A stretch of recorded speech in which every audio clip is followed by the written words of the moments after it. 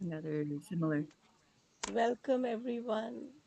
It's Hello, very hello. wonderful to meet you all as we co create alignment for the solar eclipse. You know, this is a very powerful solar eclipse, and I think many of us are already feeling the effects in many different ways.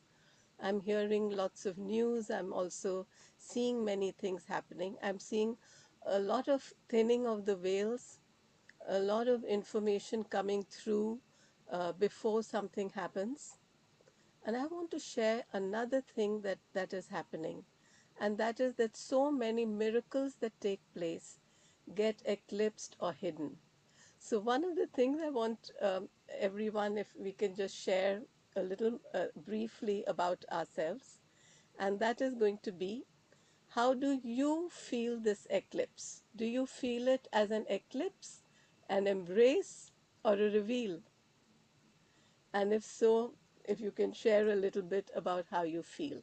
And what we'll do is we'll just pass on the virtual talking stick to one another. This way, we'll also get to know one another's names because everybody's names are here. Okay, so I pass it on to Maria and repeat the question. Do you feel this eclipse as an eclipse, an embrace, a reveal? Well, hi.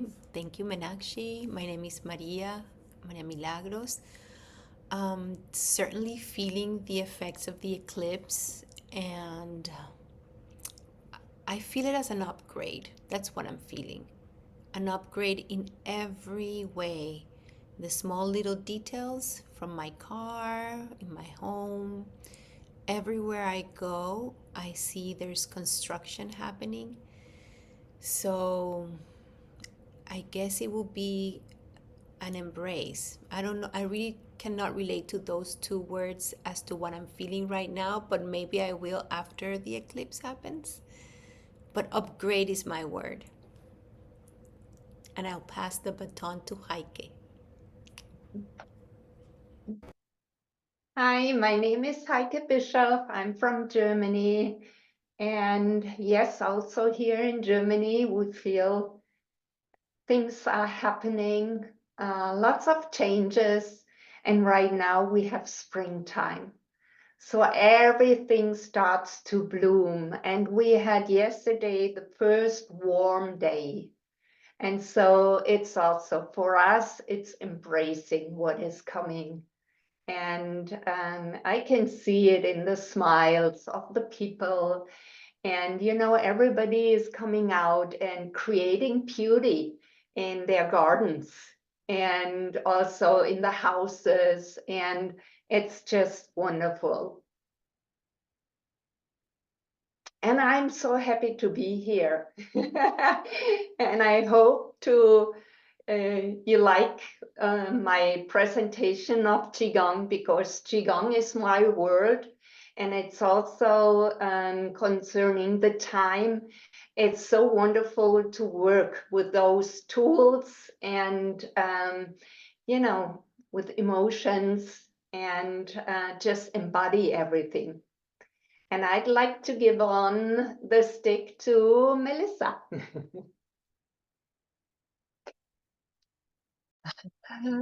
Thank you, Heike.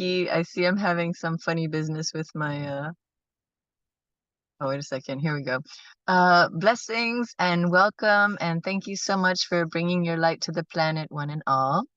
What the solar eclipse means to me is really it's the excitement and the energy of the people. Anytime that there's some astrological event that is very exciting for people, or some situation is occurring for an individual or for all of humanity, I um, feel that the eclipse is more of an embrace, I would say. So all these opportunities, whether someone sees it as a negative or positive event, is an opportunity for us to raise our vibration. And to me, that's very exciting. And so that is why I would say that I feel very embraced by this, because I feel it's a wonderful excuse for humanity to raise the vibration. Um, and because if somebody sees it as a negative event, they're more likely to reach for higher source acquaintance. And if someone sees it as a positive event, they're also likely to reach for a higher source acquaintance. So in that way, I feel very excited about this eclipse. And so I will pass it on to Dana.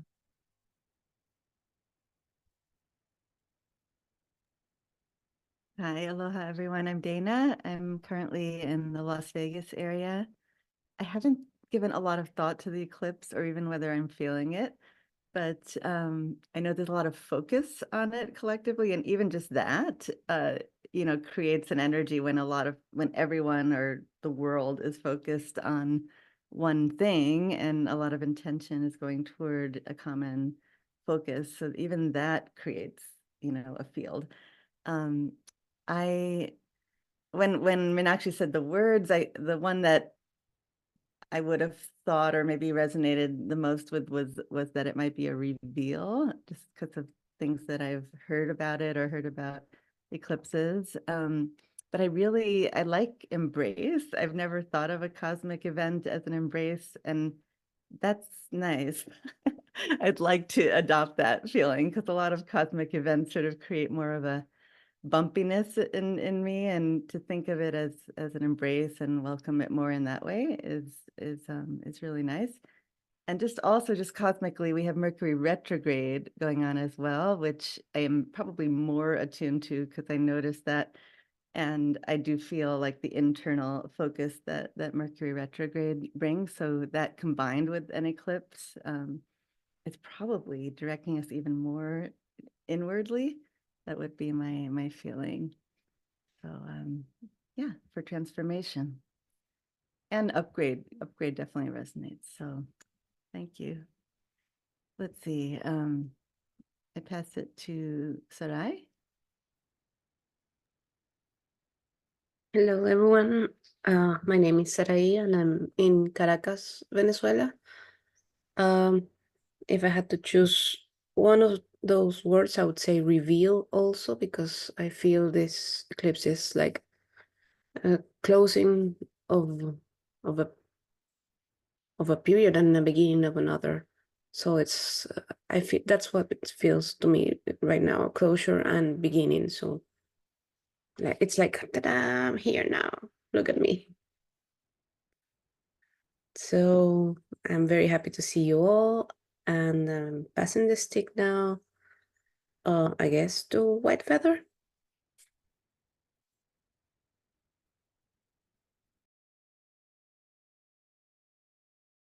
White Feather, your mic is muted. We can't hear you, White Feather. You're muted, White Feather. Sorry. So it's a reveal, I guess, that this to me is part of our new world, showing us that things will be different. And I'm excited. I'm excited to have these things happen and appear for us, so we know that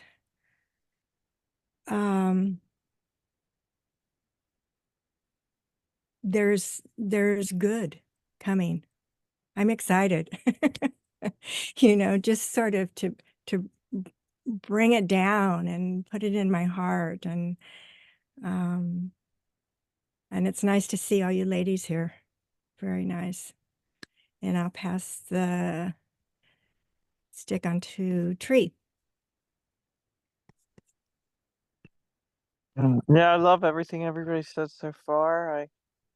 I love the person who said something about the collective energy. That was an interesting point, and it's so true. Everybody's talking about the eclipse, and it's hopefully a positive, very great experience for everyone, and that can start bringing in the joy and the unity again. I really like that. Both reveal and embrace. I like both of those. I just want to make one other point, because last time I attempted to see an eclipse, I had some feelings that the clouds came over because people could go blind. So I just want to put a prayer out there that everyone keeps their sight. So they can have a reveal. And let's see, I'm gonna pass the to stick to Meenakshi. Thank you, Tree.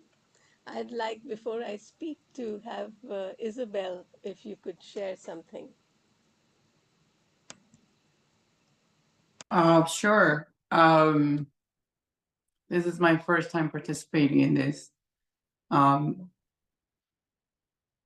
To me, like, I'm in a stage of my life where I feel a rebirth, because I had a very serious medical condition last August. And to me, it's like it's before and after. And now I am more focused on my self-care, and feel like I've been reborn in this. I feel like it's an opportunity to further explore that rebirth with the eclipse and you all here with me. And I'll pass it on back to the person that gave it to me, I guess. Thank you, Isabel. That's very Sure. precious what you have shared with us. And maybe I will share now. I'm Meenakshi. And one of the things I realized when I looked at the cosmic event is that we think that it's how amazing it is that the moon is dark and the sun, which is normally very bright and so much huger than the moon, can get hidden for a while. And when it is hidden, look at the beauty that it reveals. So I really am so connected with the cosmic value of it, you know. Um, and it's only because we are on earth that we see it, if we want to actually see it or that we experience it. And if we see it very well, as Tree said, we better have all the proper glasses because otherwise we can get blind.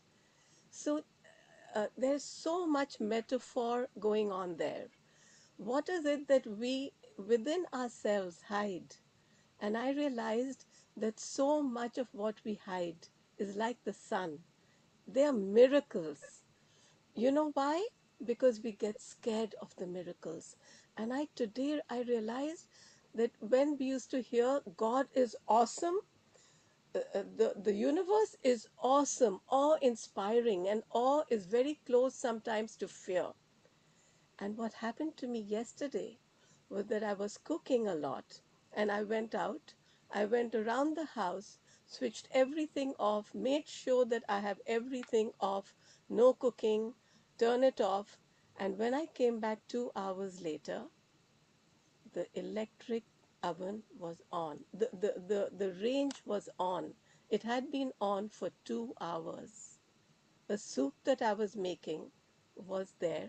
Nothing got burnt. There are so many emotions that came to me. But my first was fear. No, my first was, Meenakshi, how could you do it? And then I said, but no, I remember coming here and seeing that I had turned it off.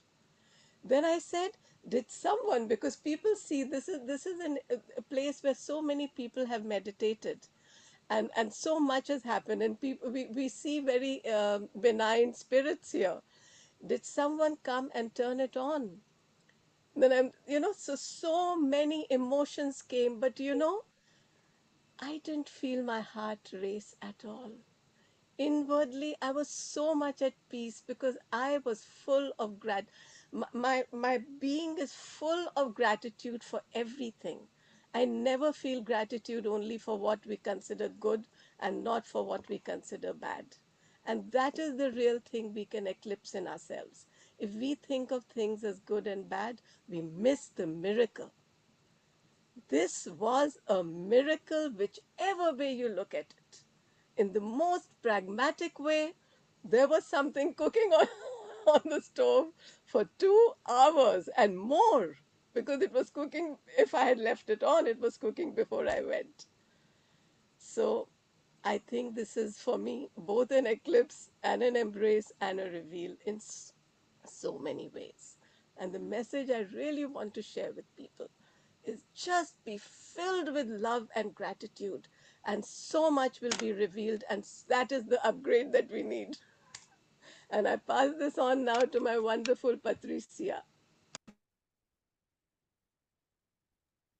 That was so beautiful. Thank you, Meenakshi. Hi, everyone. Um, I also, I think I feel it as I'm embracing this energy, but I also feel like there's something about to reveal because I've been feeling in my body, especially feel physically a lot of pain that I never had before. A lot of energy moving, definitely like very first time for me. And I feel really at peace also, like you said.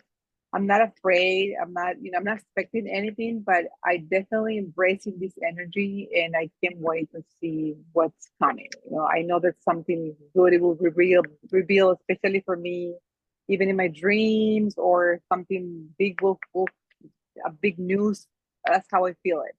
Like I will receive a news or I will, but definitely something very strong about this eclipse. So I can't wait to see it, to see what it is. Yes. But thank you for sharing that. That was beautiful. Yep. And I don't know somebody else still or pass it back to you. Meenakshi. Well, we do have Neela and Andreina, so I would Oh, like to, Jane is here. yeah, I would like to just greet them. If you would like to share, then you are very welcome to. If you put yourself either on, unmute your mic and or your video, that would be great. Otherwise, we can, yeah, Neela. Hi, I'm just would like to thank you all and Maria for inviting me today. I am very grateful to be part of this beautiful ceremony, this circle with you guys. So thank you.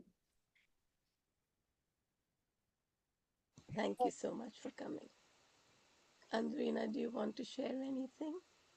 Yes. Hi everyone. I cannot put the camera because I'm moving, but thank you, Meenakshi, for always creating these spaces.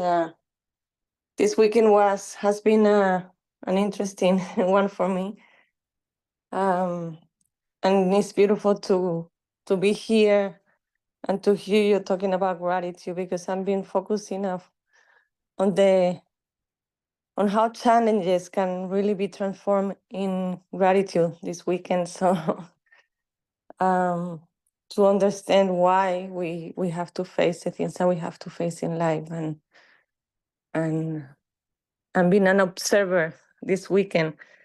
And it's so nice to be an observer and just stay away from the emotions and just observe why is this happening to me and how I can evolve from this. So looking forward for all the participations and always grateful for this community that has transformed my life in a big way. Happy eclipse to everyone. That's beautiful. Thank you so much, Andreina. You know, we are called a co-creator circle because we are all co-creators. We all know that every minute of our day, every moment, we are actually co-creating. It's not something that we will do. So that's another thing that we eclipse within ourselves. We don't always realize our own role in what is happening to us. Just like I showed how yesterday, everything that happened, there are so many emotions that went through. It's like how Andreina is saying, when you're going through a trouble, you can think about focusing on what is it showing me, and that is the gratitude which comes to us. So one of the things which all our events are doing, and all of us, many of us are teachers, and I think many of the people who come as participants are also teachers and coaches and guides. So it's such a beautiful community in which we can start sharing the different ways of enhancing our co-creator consciousness, which is very, very important. How we can be miracles for one another, how we can help one another to we can embrace this is a very warm community. Just a little bit before this event, two or three people who were going to also present were not able to, and it never makes it's never a problem, whatever has to happen, we just let it flow in a very beautiful way. And this kind of compassionate community is what brings about co-creation, because love and compassion are divine, and they are the divine gifts which we have been given. How blessed we are that we can share them. So if we can put in the chat, yes, Maria, go ahead. I just want to add, I just remembered that today is the celebration of the Divine Mercy, the emanation of the ray of Divine Mercy. And I just want to bring it into the circle because in my experience, mercy has been crucial because you were mentioning compassion and what was the other word you mentioned? Compassion and kindness, I think it was, are And divine, love. and love. So mercy, I want to also bring mercy, as today many people are celebrating that emanation of divine mercy through the Jesus of divine mercy. So it's a beautiful quality of love and of God that just really helps us to choose between justice or mercy. It's just so powerful. Yes, thank you so much. And because let's see, what are we co-creating today? I think, Dana, you had mentioned intention. So what is our intent? Just maybe in a word or a sentence, if we can put that in the chat so that we'll have it as a written record, but you can also say something while we are putting it in the chat. And maybe, I don't know, if Maria, would you like to play a little music while we're doing that? And actually, just to say, your volume's a little soft compared to everyone else. So maybe if you're going to speak further, get a little closer to the Oh, mic. okay. Okay. Is it better now? Not really? I can hear you well, but Okay. I hear you, but it's soft, whereas other people were normal, We're louder? more Okay. normal volume. Yeah. We're normal. Okay. Okay. Got it. I'll see what I can do about that. Maybe in the back channel, Dana, you'll be able to help me set up my. Okay. So meanwhile, we are putting that in the chat. What are we intending today?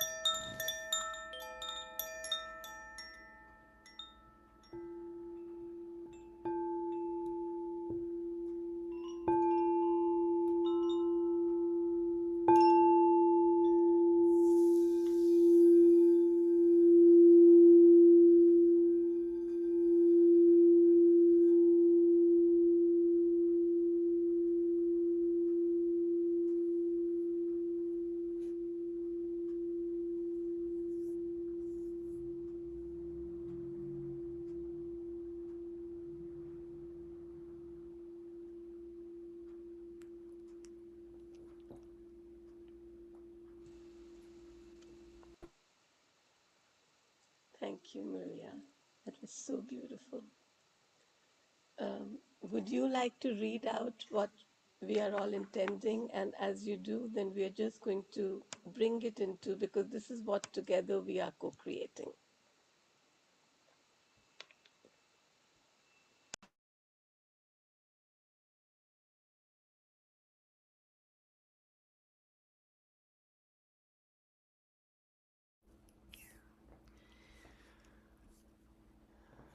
To get clarity and enhance peace, serenity and equanimity, peace, love and joy, clarity and a miracle. Bring in the next positive phase of my life. Clarity and inner peace, compassion, rising of co-creator consciousness of compassion and love. And I'm writing mind, which would be to feel at peace, grounded, and energized.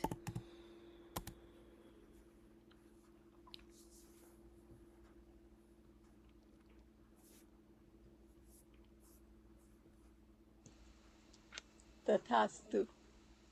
That's what we say in Sanskrit. May all that has been written be done. I think we also say Amen, because our will, when we are aligned with the divine will, is what is co-creation. And co-creation can only be for the good of all. What is beautiful is that whether we wish something for just me, myself, and I, or for what we consider the world or our families, every intent of that, every intention is actually for the good of all. Because the good of one is the good of all. And that's what we are going to be continuing with today. So I'm going to share right now my screen so that we can see what we are going to be doing next. This is what all of us are doing together. This is just a short little thing you'll see of me. But this is what we're going to do next. And that is, can you all see the screen? Heike? Okay. So I'm very happy to introduce Heike here.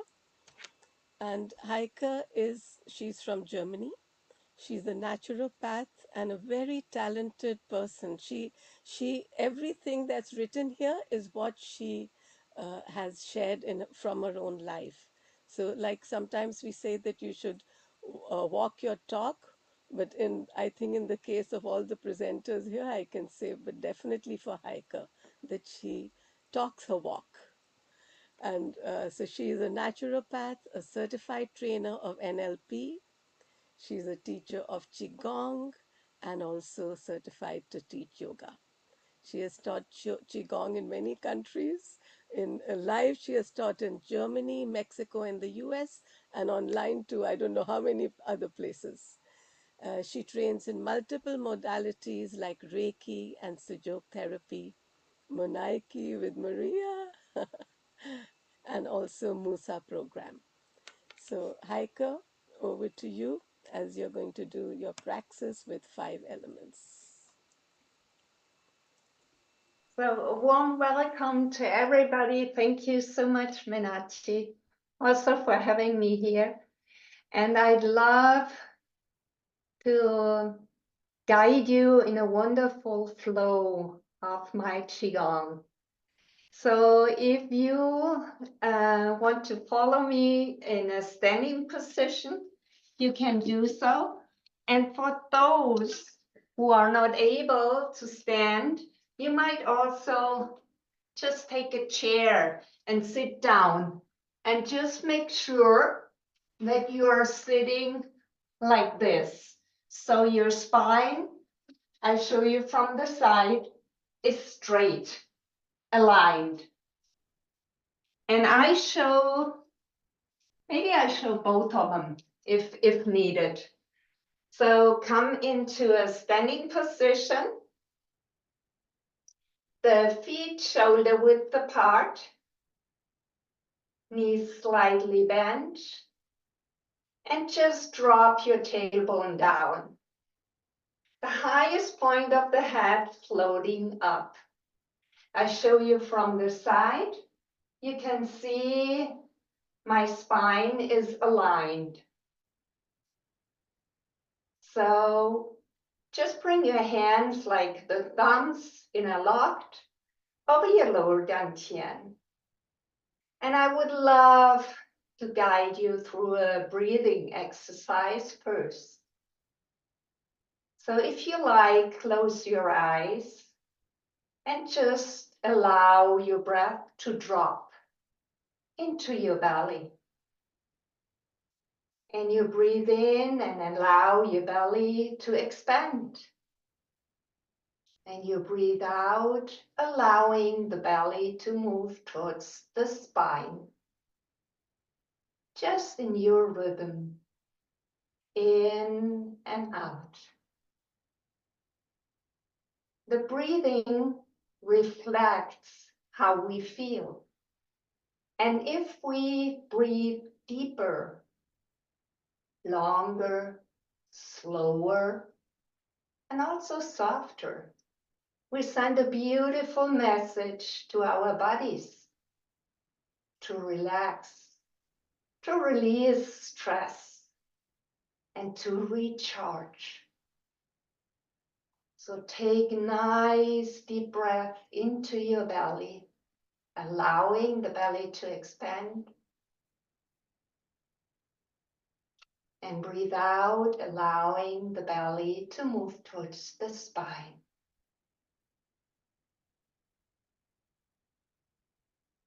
And then let us bring this wonderful breathing practice into all of our exercises as we go on to the flow.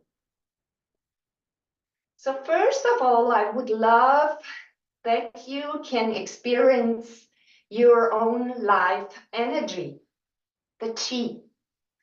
And for this, you just move from your hips and waist. And let your arms swing naturally. And allowing your hands to knock across the lower dantian and the lower abdomen. The knocking sends subtle vibrations into the organs, into the bones and the skin to release stagnant energy.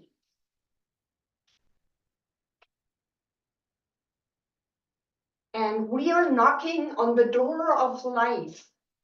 And the door of life is a pressure point on the lower back. And if we activate while knocking this area, we also activate the energies of the kidneys.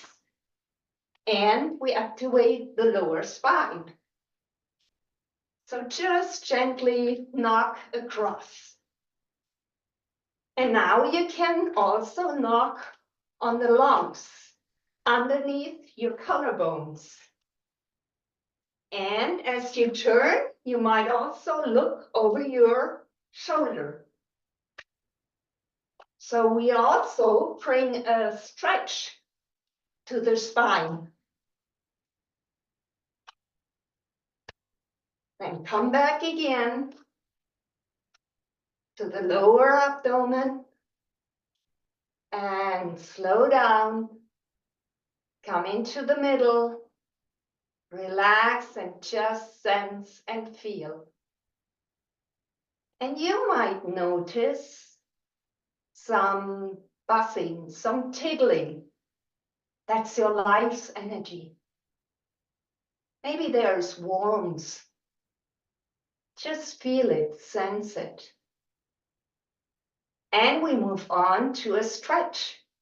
Bring your hands out to the sides and you push, you press down your shoulders and you press down your hands, the palms of your hands facing the earth. Now again, align yourself. You can see you just release your tailbone down and the highest point of the head facing up. And while pressing down the shoulders, you might sense a stretch, a tension. And it's getting even more if you just turn over your head, the ear over the one side of the shoulder, and you are continuously pressing down. And you can feel this line of tension. And while you're moving a little bit up to the front, you are rolling your head over this shoulder. You can feel there are lots of tension in this area. And the neck area, while you're just rolling up, back and forth, breathe into the tension and out to the tension. Let this tension or these lines of tension soften and ease. Then bring up your head again and go over to the other side. And we are opening the other side of the neck, through which run major arteries, important tendons, and also meridian lines. So just roll across the shoulder and just breathe deep, this wonderful breathing pattern from the beginning. Releasing tension. And then bring your head back to the middle. Relax your arms and just feel and sense. And maybe you can feel energy flowing down into the arms, into your hands, and your fingers.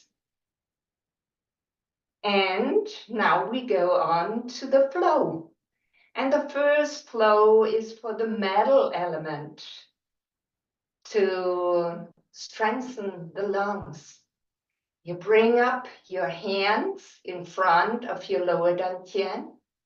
And the exercise is called Buddha holds up the earth. With an inhale, you bring your hands up, up, up, up, up over your head. And you breathe out and just let your arms flow down.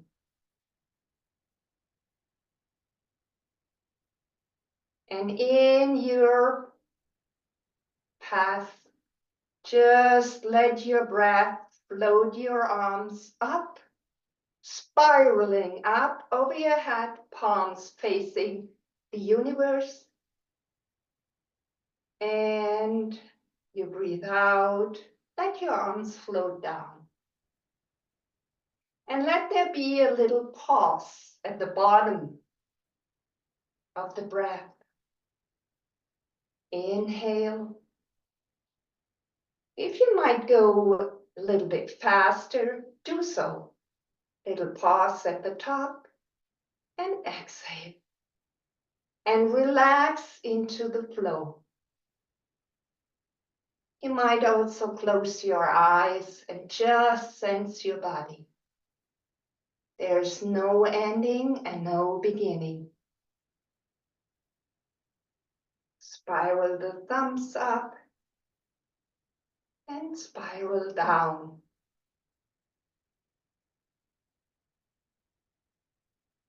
And then bring your hands in the front of the lower abdomen. The palms sending a white, bright light to the lungs, to strengthen the lungs and the respiratory system.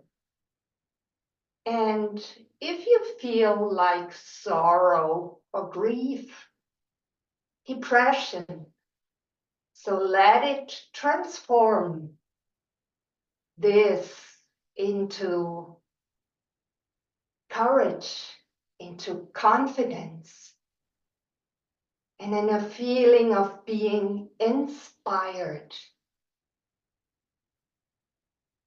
Sensing your lungs and the entire body, inside and outside, with this wonderful bright light.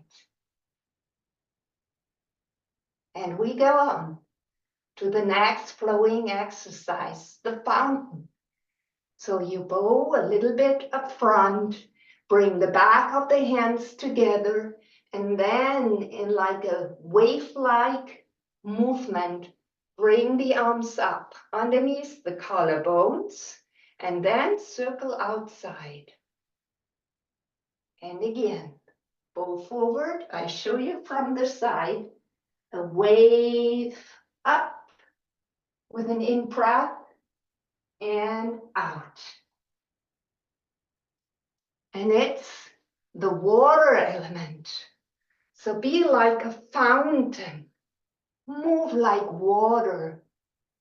Let your spine soften and relax into this movement. In and out.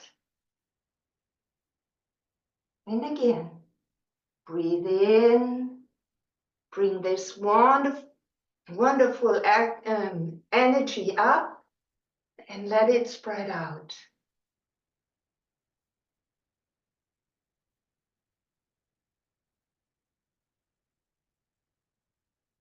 And this wonderful exercise strengthens the kidney energy, the hormone system, and also the reproductive system. So one more time. Inhale, bring up and spread around. And now bring your hands again up front in the lower abdomen. And it's like you're holding a ball here. And now you bring your hands back. And it's the same in the back. You're holding the ball in the back, the lower back. And just relax your shoulders and your neck, the highest point of the head, floating up. And tuck your tailbone in a little bit. And then sense from the palms of your hands a wonderful blue light into the kidneys, sending it and filling the kidneys and every cell of your body with a wonderful blue light. While you are breathing this wonderful pattern, you breathe in, your belly expands. You breathe out, your belly moves towards the spine. And if you feel like insecurity or fear, so let this transform into a feeling of tranquility, of peace and stillness.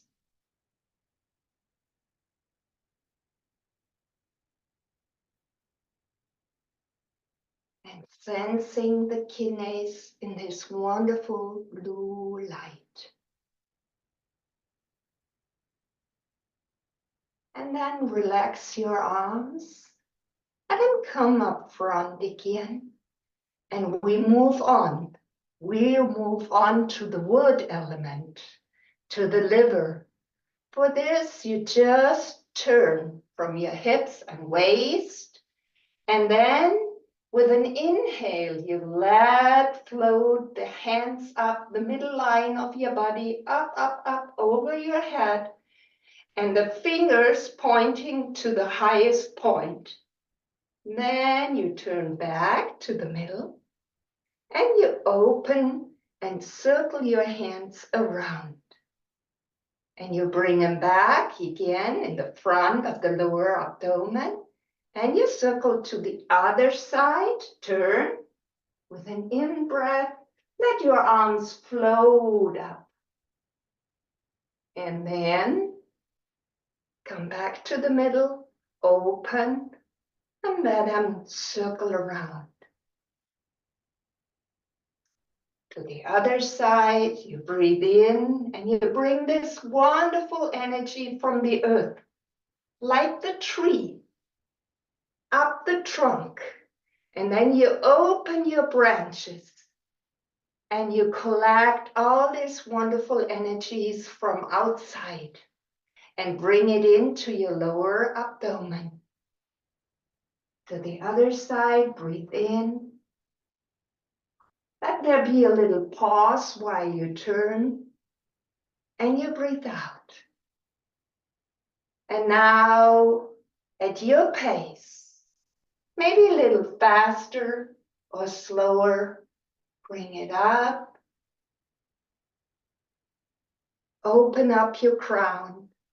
Be the tree swaying in the wind.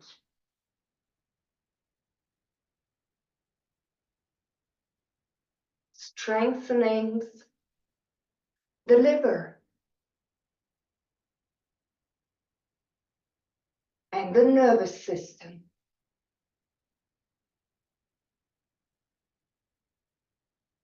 And then come back, and now we embrace the tree. Bring your hands up in front of the chest. And now you're ascending from your palms, from the middle of your palms, called Laogung. You're sending a green light, bright, into your liver, which is on the right side of your body, underneath the rib cage. Filling the liver up with a wonderful green light. And for those of you who feel like stress, like anger or frustration, so let this transform into a feeling of generosity, of abundance, and loving kindness. Sensing your liver, the whole body filled up with this wonderful green light. Feel the loving kindness spreading out into every cell of your body.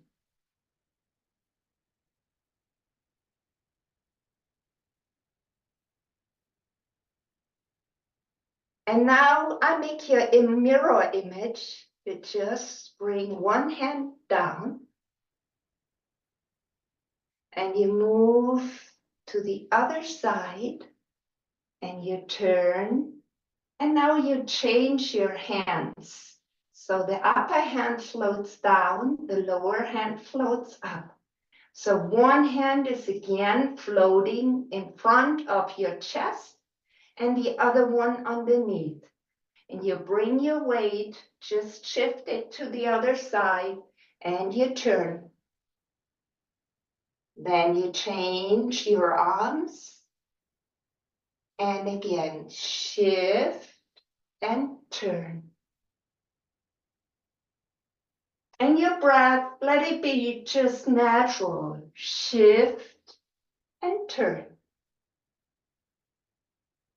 Just relax your shoulders and your neck. And just feel this moving meditation. And feel, sense like you are the cloud. Just floating in the sky. And this wonderful exercise moving the clouds, is to strengthen the heart and the circular system.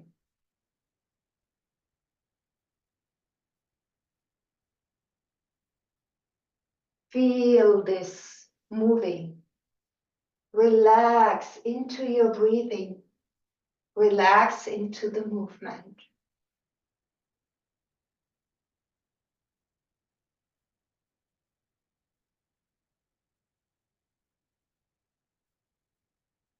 One more to the other side.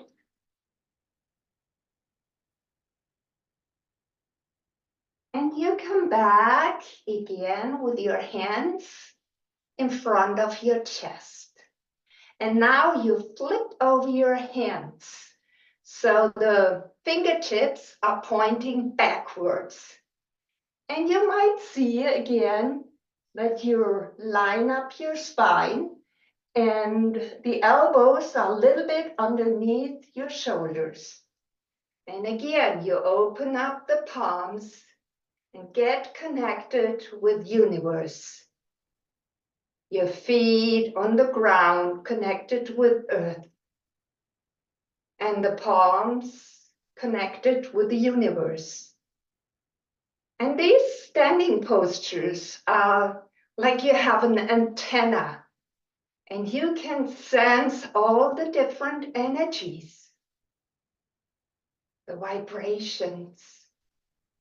And this time you open up your heart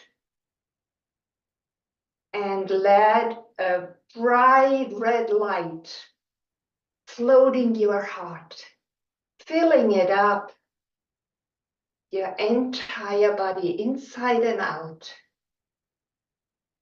And if there is some impatience and hastiness, so let that transform into compassion, into love and joy. Let your heart be filled up. Let your heart be strengthened. And then again, release your arms down.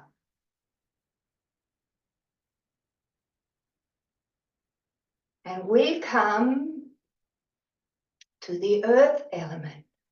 For this, you bring your palms facing the earth and you slide back your hips and you bend a little bit deeper into your knees. And it's like a swimming motion up front. You circle around, then you straighten your legs and you bring the energy in. You breathe out like a circle, like a swimming motion. And then you bring the energy in, pebble in the pond. It's strengthening the earth element, the spleen, and the digestive system. Bring it in and breathe out. And breathe in, bring in. And feel yourself connected. And like a pebble which is dropped into water, let your mind drop into your body.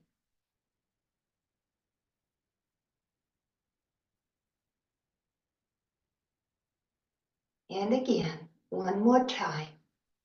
Breathe out, circle around, straighten and bring the energy in. And this time the standing posture is holding the golden urn. This was the one upwards. This one is the one facing the earth.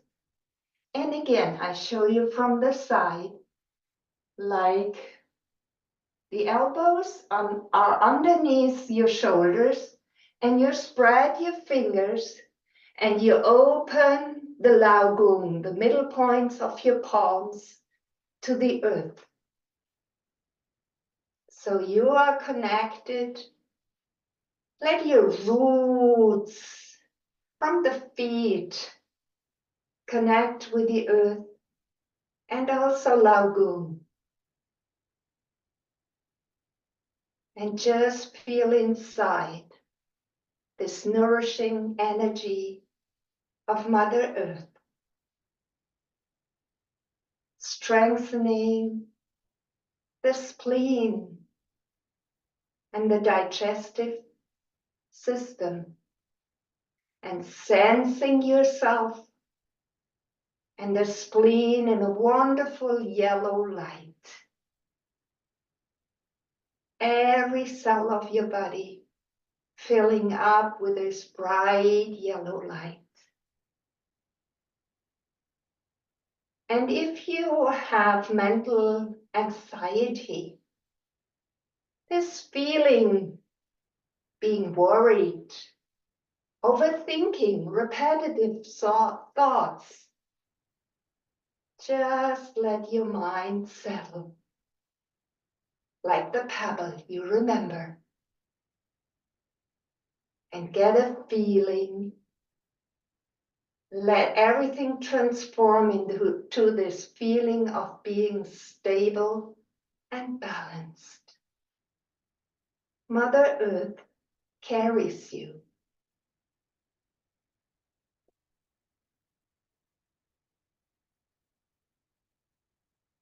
And then again, relax your arms.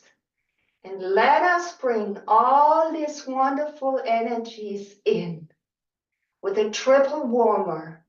So we pull down the heavens. Bring the hands up.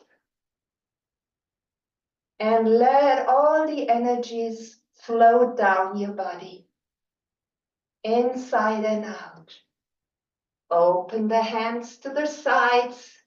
Bring all the energies in from the top of your head, sensing a violet light washing through your body. Inhale up and floating through your body.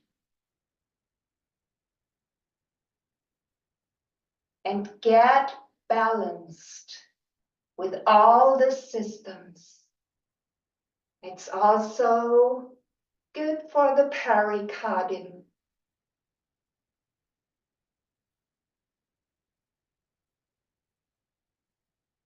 And then the last standing position, just bring your feet together. And again, interlock your thumbs. Bring them over your lower dantian. Remember your breathing from the beginning. You breathe in, let your belly expand. And you breathe out, let your belly move towards the spine. And relax. Relax your feet. Relax your legs. Relax the whole body, even your head. And you might feel a little swaying of your body, a movement. So let your body find its place of balance. Let it move, allow it to sway. Sensing yourself in this wonderful violet light, full of gratitude. And all these wonderful energies be cultivated.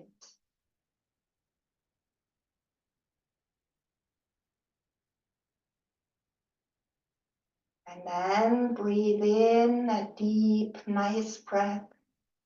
Feel into your body. How do you feel right now? And how did you feel in the beginning? Sense, what's the difference?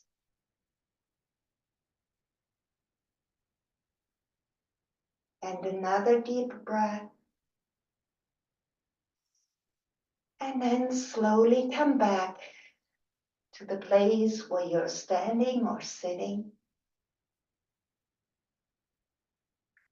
And I want to thank you for letting me guide you. And I wish you a wonderful eclipse and a wonderful balancing and nourishing time. Thank you.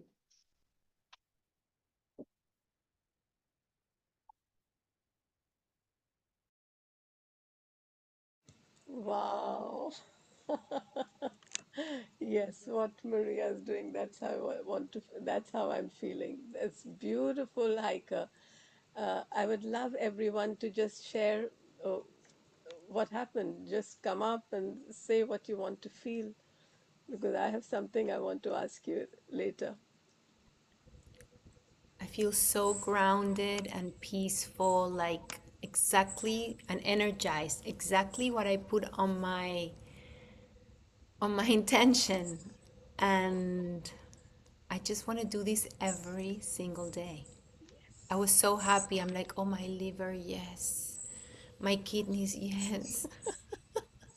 And at the same time, I was really impressed by your communication, your English.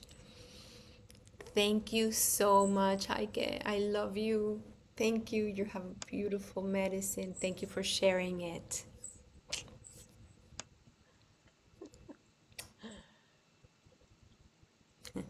Who's next? It would be nice. Yeah, Melissa. Oh, I would like to say that, people don't really understand the importance of movement and that we're in these physical bodies to experience this and to do so consciously and with such a beautiful and knowledgeable guidance. It's just a multidimensional experience, on so many levels, not just the physical. So it really makes it like, ah, light and bright and very peaceful. And that's we're in the space where energy can flow and be even more productive and expansive than the exercise might even show it to be. So thank you so much. That was wonderful. Sarai? Uh, I wanted to say thank you. I've been looking forward to your presentation for a long time. Like sometimes before Meenakshi said, "Hey, I can might be coming," and I was like, "Yeah," and then she won't be coming. I was like, "Woo!"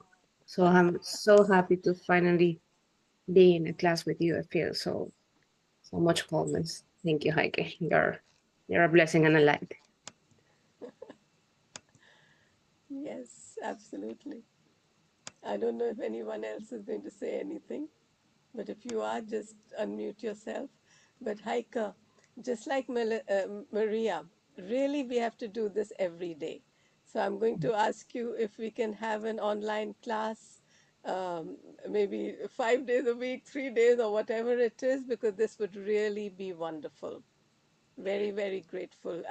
I've experienced you so many times, but I think each time it's become even more wonderful. Thank you very much.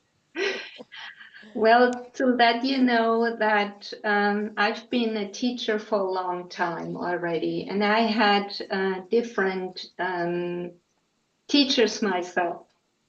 And I just did my certification now with Lee Holden, and it was the first time for me to teach in English. And also for my certification, I had to have a little video of the 5-element flow. And that was part of the exam. So I did improve. You're right, Maria. I improved a lot my English. So it took me a while to find the right words and to be, even with the English, be in my peaceful way. And yeah. I'm not only, there are lots of sets of the 5 elements, but it's always the basics, but it depends, you can do it also on the chair. And I knew we had not the time to do both of it, but I taught a lot of elderly people and also sick people, and they can't stand that so long. So they have to sit down, and I always tell everybody, just feel free to take a chair. And also, of course, there are lots of things you can do also for elderly people to opening the joints, things like that, different breathing practices. And also to get more stable, there are also you build lots of force with Dao Yin, or even with practices from the Shaolin. So there are so many different possibilities to strengthen and also to work with the energies which are subtle, the emotion, the thoughts. And so, yes, there will be more. Yeah, we'll definitely have classes, and we'll let everybody know about them. That's definitely on the cards. So we're going to move on to the next presenter, which is Maria Milagros Kowalski, and I'd love to share about her. She's going to do a very special guided meditation, which we haven't put what it's about, because it is flow, and whatever comes through is going to come through. She uh, Everything that's written here is something we have all experienced, and that is one thing about all of us who are members of Co-Creator Circle, and that is we all learn from one another. And Maria Milagros Kowalski, she brings harmony to women and spaces, that is physical and multi-dimensional faces, because she is a priestess and she also offers shamanic services. She serves as a teacher and guide to accompany women in their rebirth through their online programs, and also on her one-on-one mentorship and her pilgrimages, like she had one to Germany. Sorry, I'm reading Germany, so anyway, to Egypt last year, and who knows where else we'll be going with her next. I also want to say that those who are here and seeing her for the first time, anytime you see a bio online, you can always click it so you will know how to get in touch with them later. Um, she's also a ceremony leader, a messenger of the divine feminine, and an author of Aquí Estoy Madre Tierra, which is a woman's homecoming through poems, songs, and a short story. And I think one day we're going to have you tell the story, Maria. Over to you. Thank you so much. Yes, I was thinking the pilgrimage, maybe it's Germany. It's been in my heart. We've talked about it with Heike many times. And also, it's a place of my ancestors. So I think you were seeing the future. So today, as Meenakshi said, I'm going to open the channel so we can go on a journey together. The way of the shaman is the shaman's journey. We journey across time and space. And recently, in November 2022, we did a journey, physical journey to Egypt. And I co-created this journey with Andreina Pradas. And we took a group of 7 women and we went to the temples. It was a journey that was really called my heart for many years. And when I connected to Mother Isis, she said, you have to go. It's in November 22. And so we did it. And one of the temples that really just spoke to every fiber of my being was the temple of the goddess Hathor. And why we're going to open this space to connect with the goddess Hathor is because because recently there's someone I've been connecting with for some years. His name is Matias Di Estefano. He's a young man from Argentina who has been traveling the world connecting in the dots with visiting the portals and the vortexes of energy and doing ceremony in all these places and connecting this grid. And he went to Egypt. He was there for 2 years on and off. And the day we were at the Temple of Isis, we kind of completed something that he opened 2 years before. And I won't go into details because it's a longer story. But he was now in India and he was sharing about preparing for this eclipse. And he said that it's very important for all of us to connect to the frequency of Hathor. Hathor is the cow. She's represented as the cow goddess. You might see her with horns in the depictions of this goddess.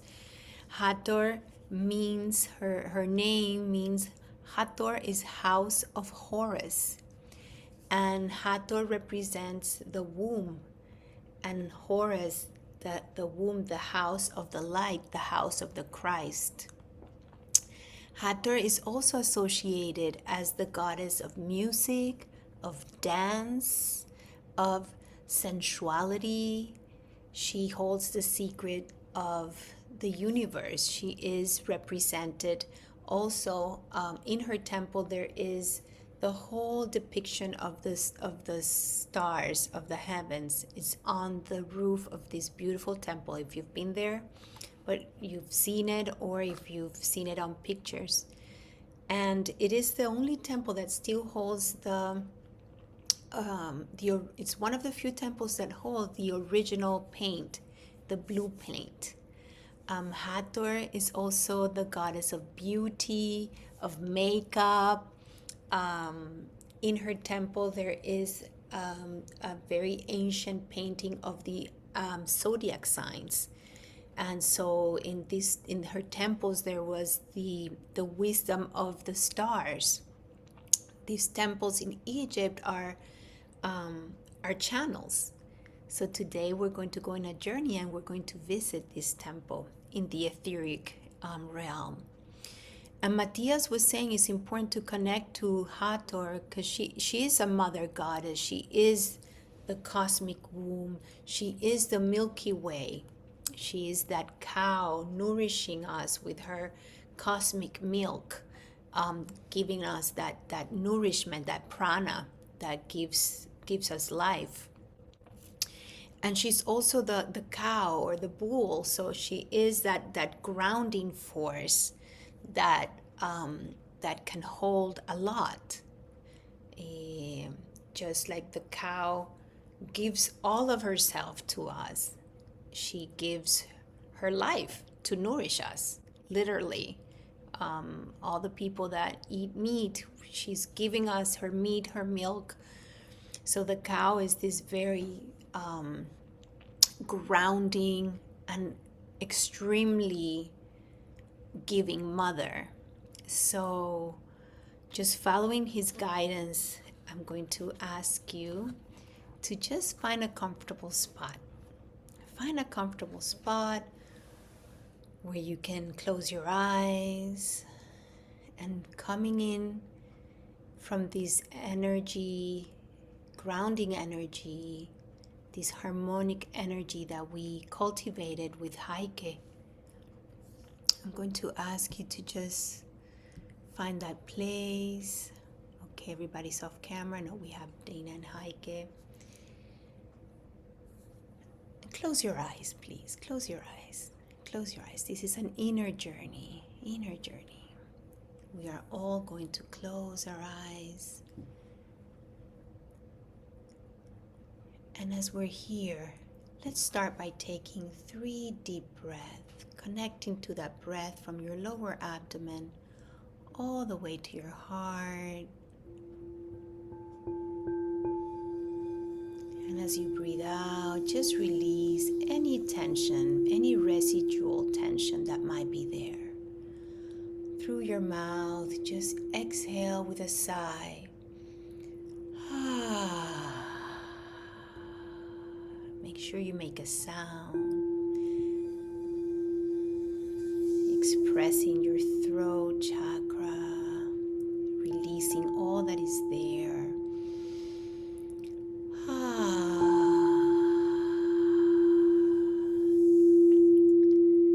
Hathor. And we call in the four winds.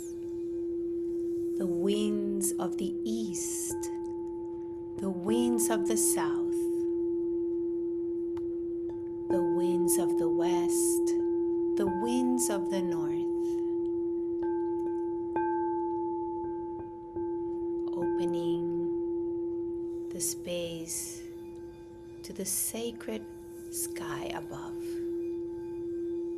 the guardians, the ancestors, the star beings across all time and space.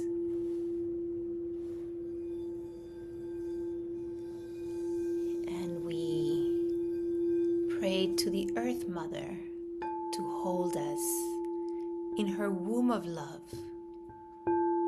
as we journey far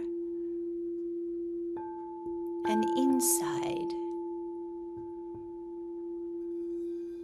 May she hold us, keeping us grounded, safe, present.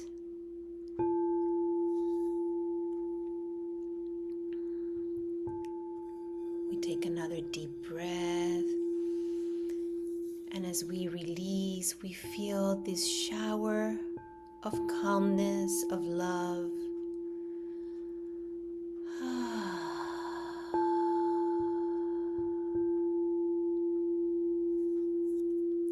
We call upon the Neteru, the pantheon of the Egyptian cosmovision, these ancestors that we all share from the beginning of time.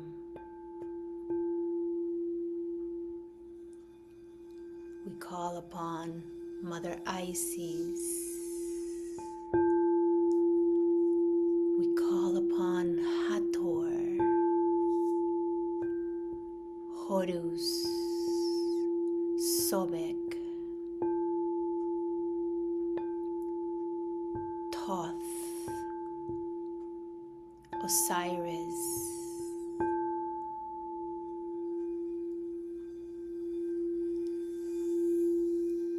to guide the way.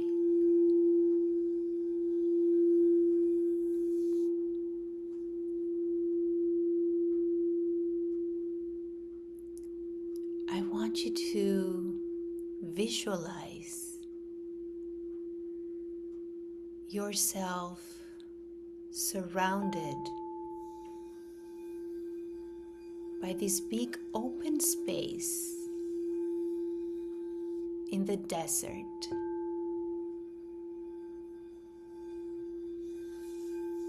You're wearing a beautiful dress, a ceremonial dress. In the distance, you see a beautiful temple.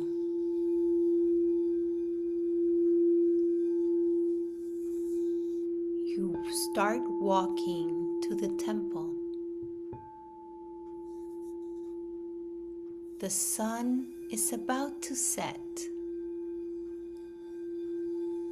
Behind the temple, as you come closer into the temple, you see 7 big columns at the entrance. You see 2 statues of the cow goddess in whatever form they show to you.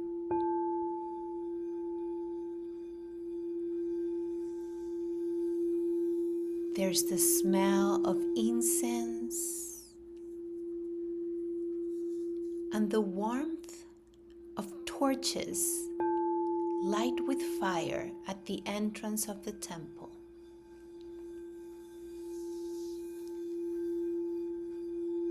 There's two priestesses dressed in white and golden jewelry at the entrance of the temple. There are long, white, almost transparent white cloth woven tall curtains like a veil. You open these curtains and you step inside the temple. There is a beautiful fountain, a fountain of milk.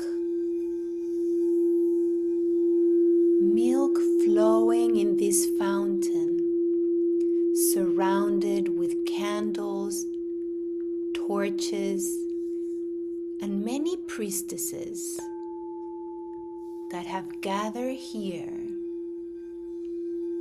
They care for the temples, different chapels. There is the chapel of the wisdom of the stars. There is the chapel of the wisdom of the womb. There is the chapel for all related to childbirth and pregnancy.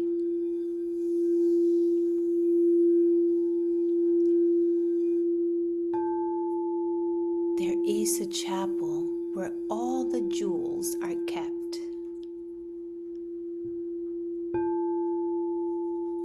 It's a busy scene, but it's filled with mysticism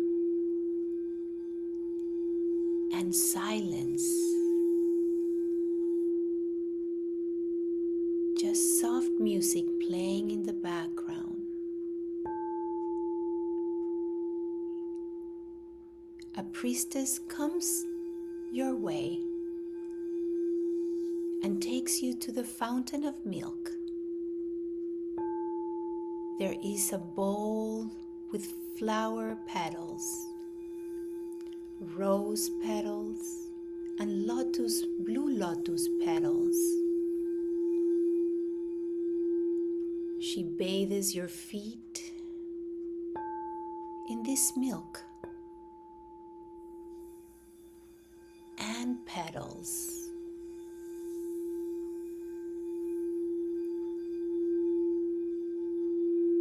There is a big pot of honey on each side.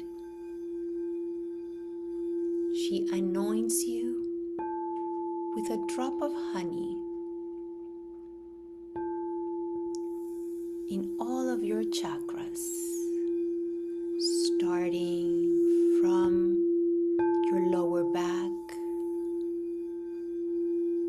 rising to your second chakra, rising to your third chakra, fourth chakra behind your heart, fifth chakra on the back of your neck. And then she anoints your third eye and your crown chakra.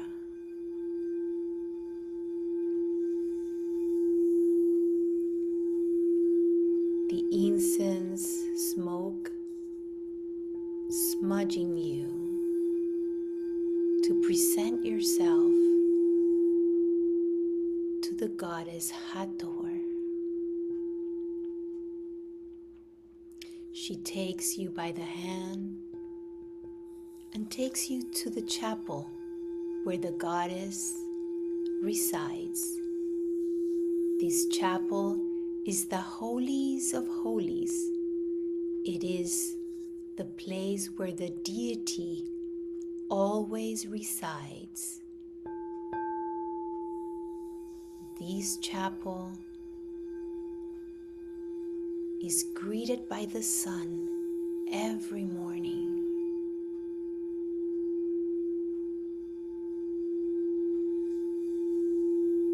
You're connected with your intention. That intention that is important for you at this time. That miracle, that peace, that new beginning, that knot you wish to untie. As you come closer, there's two other priestesses guarding the entrance to the holies of holies.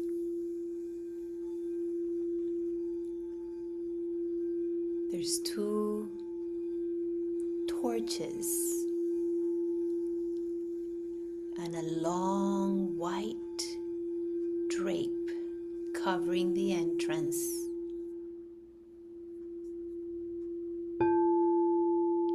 Two snakes coiled in the two columns.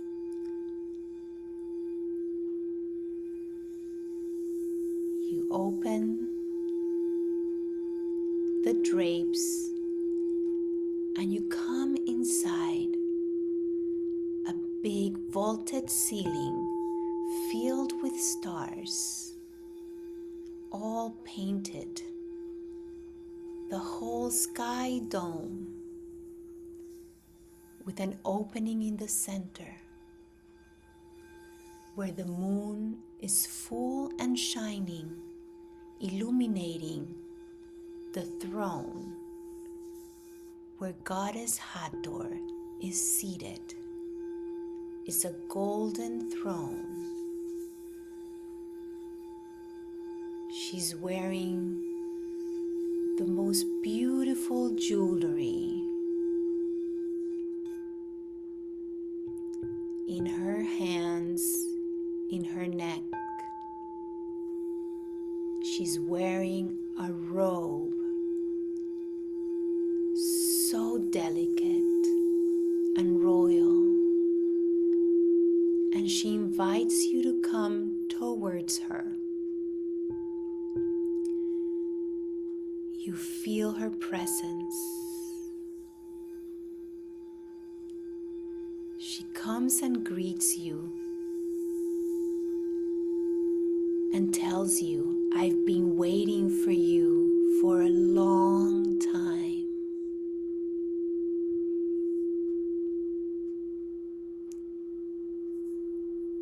You touch her feet and you feel her soft embrace. She touches that part of your body that needs healing right now.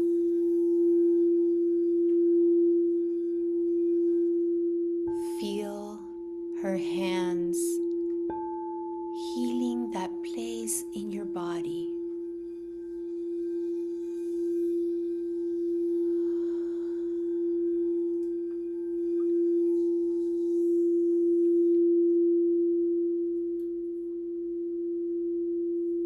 Behind her is a big swarm of bees buzzing. These are bees that are safe.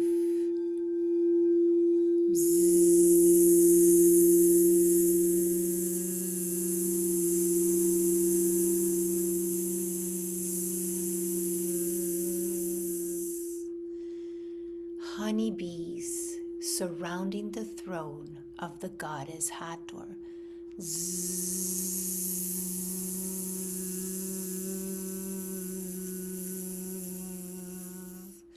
You feel the buzzing of the bees in every single cell of your body.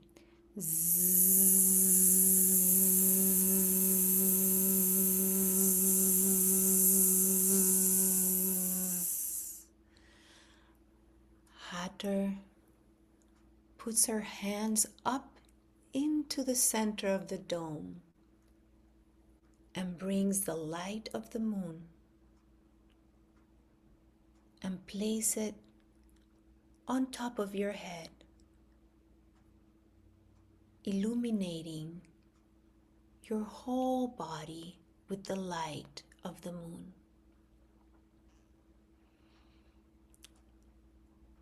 She is weaving a body of light, a tapestry of the finest threads of light surrounding you.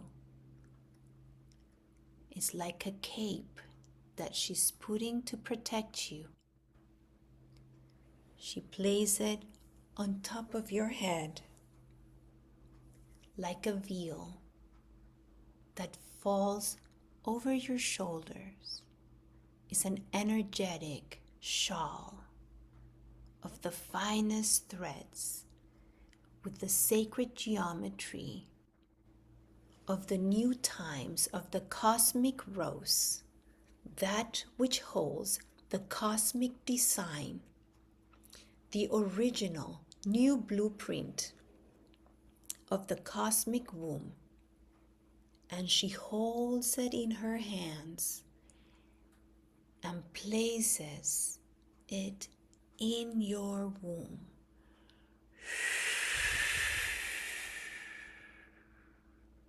You feel the womb ignited with the fire of creation.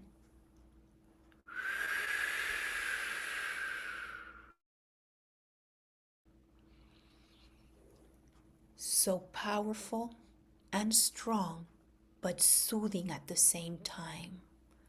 Behind her, 4 priestesses are holding sacred fire in their hands, presenting themselves in this oracle. Speak to her that which you came to receive from her. Speak to her as she gazes with her eyes of stars. Her eyes hold the Milky Way, twinkling stars in motion. As she sees you, she grabs you with her hands. She holds you with her 2 loving hands and looks deep into your eyes. Now is the time to ask and receive from her.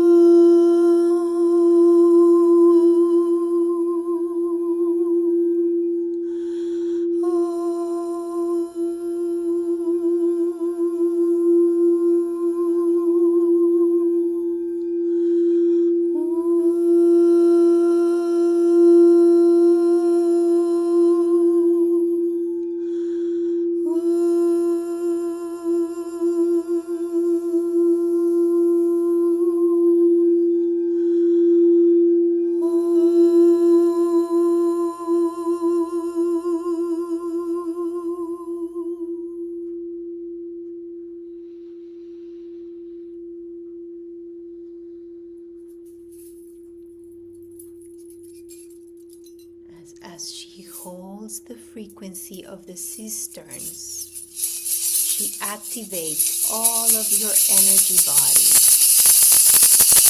and declares that your petition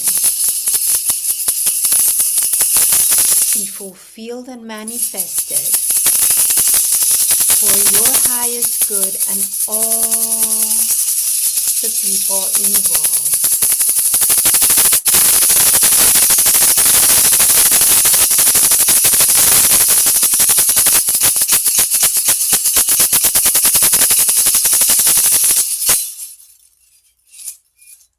And she whispers to you,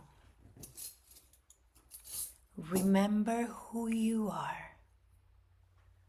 Remember how to walk, holding the great power of the womb, holding the great power of your voice, so you can create that world that you came here to co-create. Anchor the frequencies received now in your bones, in your tendons, in your muscles, in your blood, in your organs, in your hair.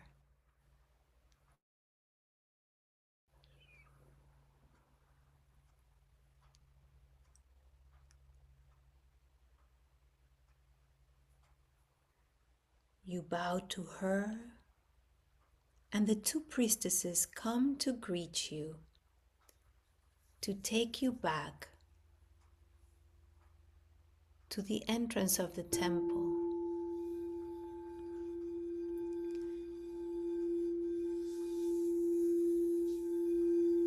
You embrace with Goddess Hathor, your mother, your cosmic mother. And as you are heading out, you look back and you see her spiraling in that dance of the universe, back to where she's always one with the cosmos.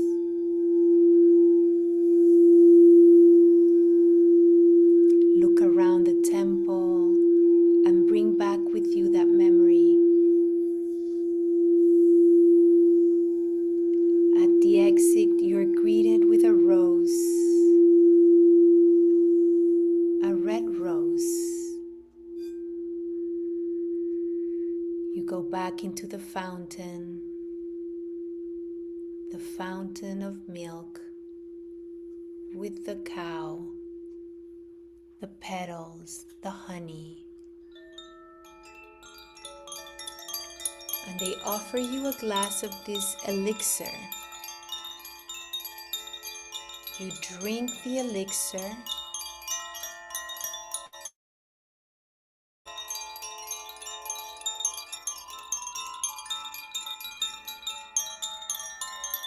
feeling the gratitude, the miracles, the wisdom,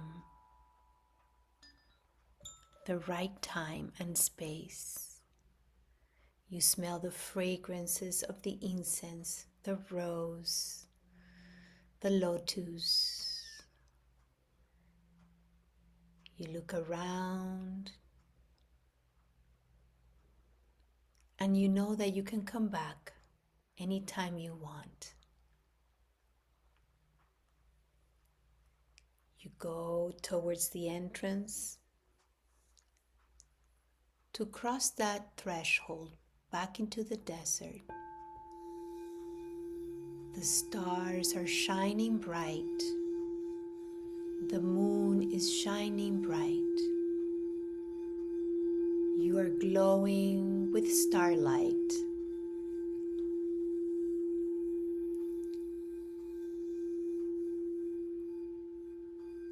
As you start walking, you leave the temple behind. You look back one more time.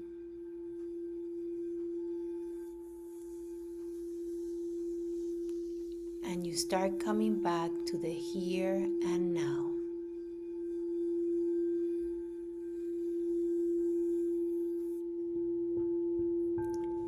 Breathing deeper.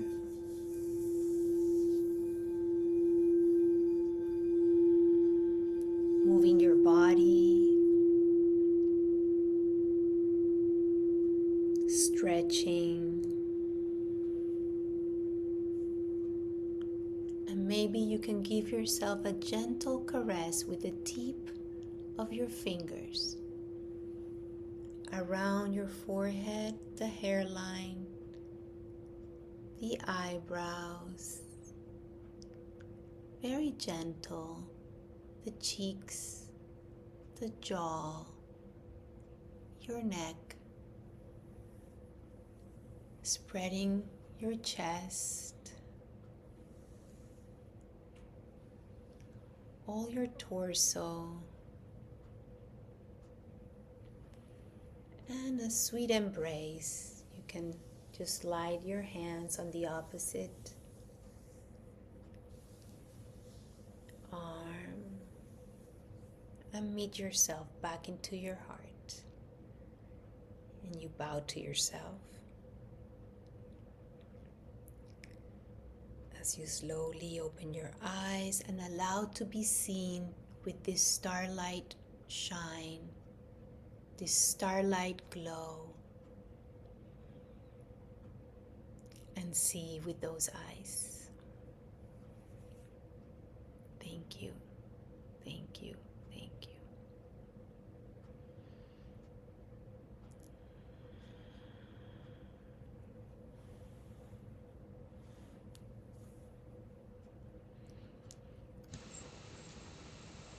It's very difficult to speak after this beautiful meditation. Really, I'm so grateful for this. I feel I'm still in the journey. And what a beautiful alignment that you have brought. Very, very beautiful. Your wonderful voice and the music and the bees. Yeah, that was very special. I felt the tingling as if they were here. So the floor is open for anyone who would like to share. And yeah, I'm really looking forward to things that you'll be bringing this year, Maria. I think you said upgrade. I can feel that already. Thank you so much. That was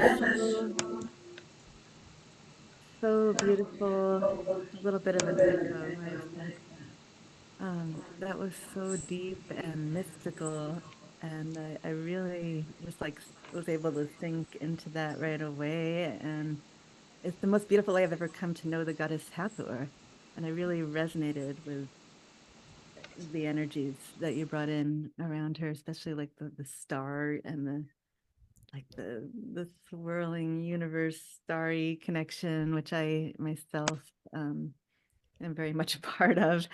And I also, because I work with sound myself, first of all, I couldn't help but be toning and singing while you were playing the bowl for part of the time. I just had to do that. And I really, Goddess Hathor is a beautiful being that I would like to connect to help enhance my my practice of bringing in divine energy through sound, and also connecting with the womb, the sacral chakra and the throat chakra, and the connection between them is very important for me during this phase. And they've both been, ironically, a little bit weaker areas in this lifetime, and I'm really conscious of wanting to develop and keep opening them and keep expanding them, and the connection between them in this work that I'm doing.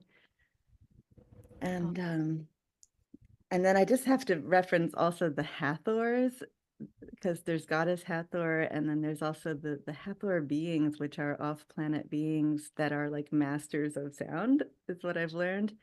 And I'm not sure, there must be a connection between them, but I also really want to bring in a connection with the Hathors, these off-planet beings that are sound masters and music masters, and so asking to connect with them for support as well. Absolutely, they are related, of course. Yes, I see you very much with this frequency of Hathor, Wow. with your work, and so good you kept doing that voice that you were singing, because that's also channeled no, and it's grounding and it's adding to the experience that we are receiving. Thank you. I'll Thank definitely you. listen to that multiple times. So. Thank you.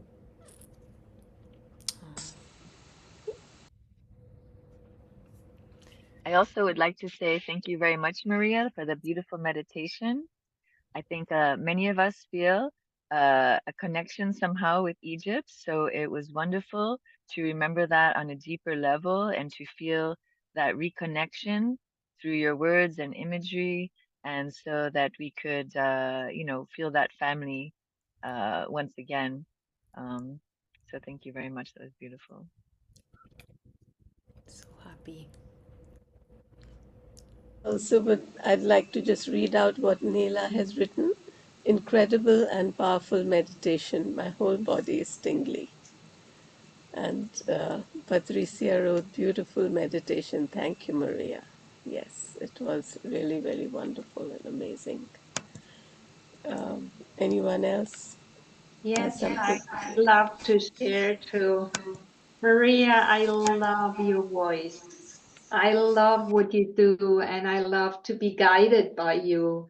And you're just creating such a beautiful scenery. And it was, for me, it was like being in Egypt. You know, when you started to call in the winds, and as you know, I also did some shamanic work already. And then you have this bridge over to Egypt that is so wonderful. And I was just part of this, and it's still vibrating. Thank you so much.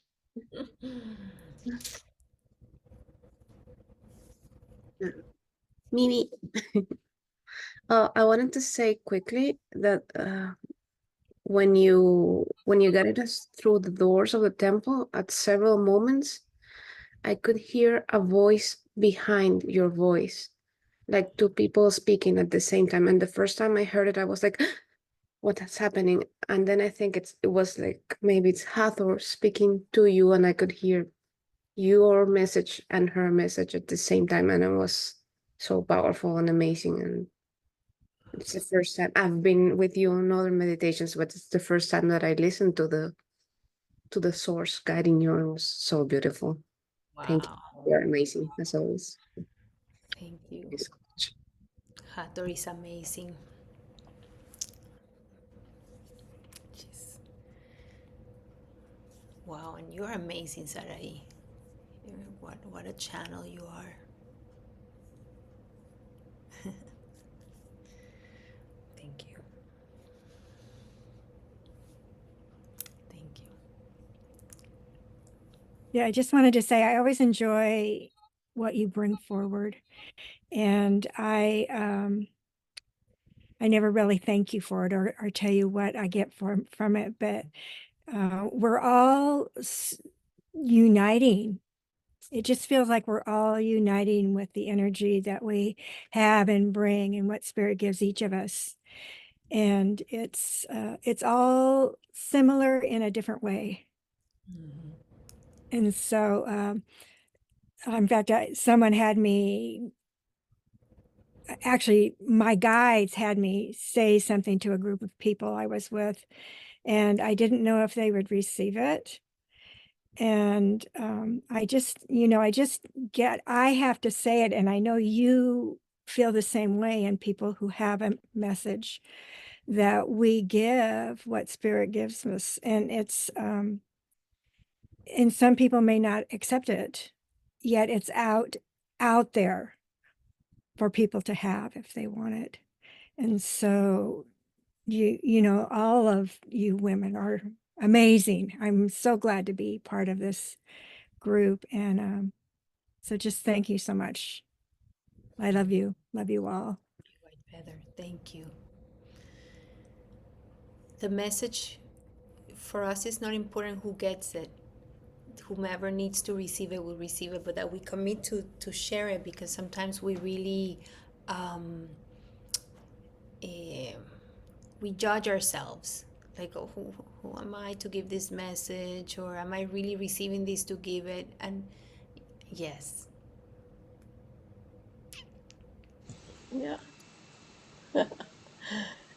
Thank you, Maria. Thank you so much. Thank you. And Thank you, like now, Neila. She says so. yes, she's written beautiful words. I'd like now to introduce to us Melissa, Melissa Mack. She's an experienced spiritual guide and a healing facilitator. She works with a variety of intuitive coaching and healing systems for many years, and I've experienced many of them. She's also such a generous and gracious being. Also, I love the way that the birds, especially when they're injured, come to her for caring for them, and they just that connection is just so beautiful. She also helps people feel better faster, and that's why I love what you have written in your website, which is wellness for busy people, in mind, body, and spirit. She also has, I know that she also does, teaches a lot of tapping, and is a channel for light language. Over to you now. Thank you so much. Thank you so much for this beautiful opportunity to blend energies consciously with you lovely souls. I'm so happy to be here. And I would like to do a little light language blessing for this eclipse, for us and for the planet. I work with beings of benevolent consciousness. I call them BBC. And just I'm going to take a moment to do a little light language blessing for this solstice, for the planet, and everybody who's looking for these opportunities to raise our vibration. Kushmatila kita del nila la shishibara vinya to tishibara kira kotaki. Malala kita to tishibara vazban yata kila shishibara vazmani kira kotaki. Lala shuman vizbara kita tishum nevis baraki to juju kokmina to kira na bara nyata to kira. Shin yata to really rasha to vazman yata kita to yata kira. Amanukura kisheta kira kada ushumarakia. Okay, so my topic is raising vibration. I love to talk about the importance of raising our vibration, which another way to say it really is the opportunity to choose our vibration. And so, what I mean by this and why I feel it's important, especially in these times of change and excitement, where we can see things that are happening in our world as something to be definitely to be excited about, but whether we're excited in a way that brings us the excitement of fear or the excitement of looking forward to beautiful changes, sometimes we feel that the outside is influenced too much our inside. So if people are feeling other people are influencing our energy too much, whether it be at work, in our families, in our relationships, in our driving, in the news and the information that we are exposed to, I like to remind people that we can choose how we respond to the energies that are coming at us from outside of us, to all over the place. And this can seem like such a uh, logical way of looking at things. Like, of course, we get to choose, but people don't really always understand that on a deep level.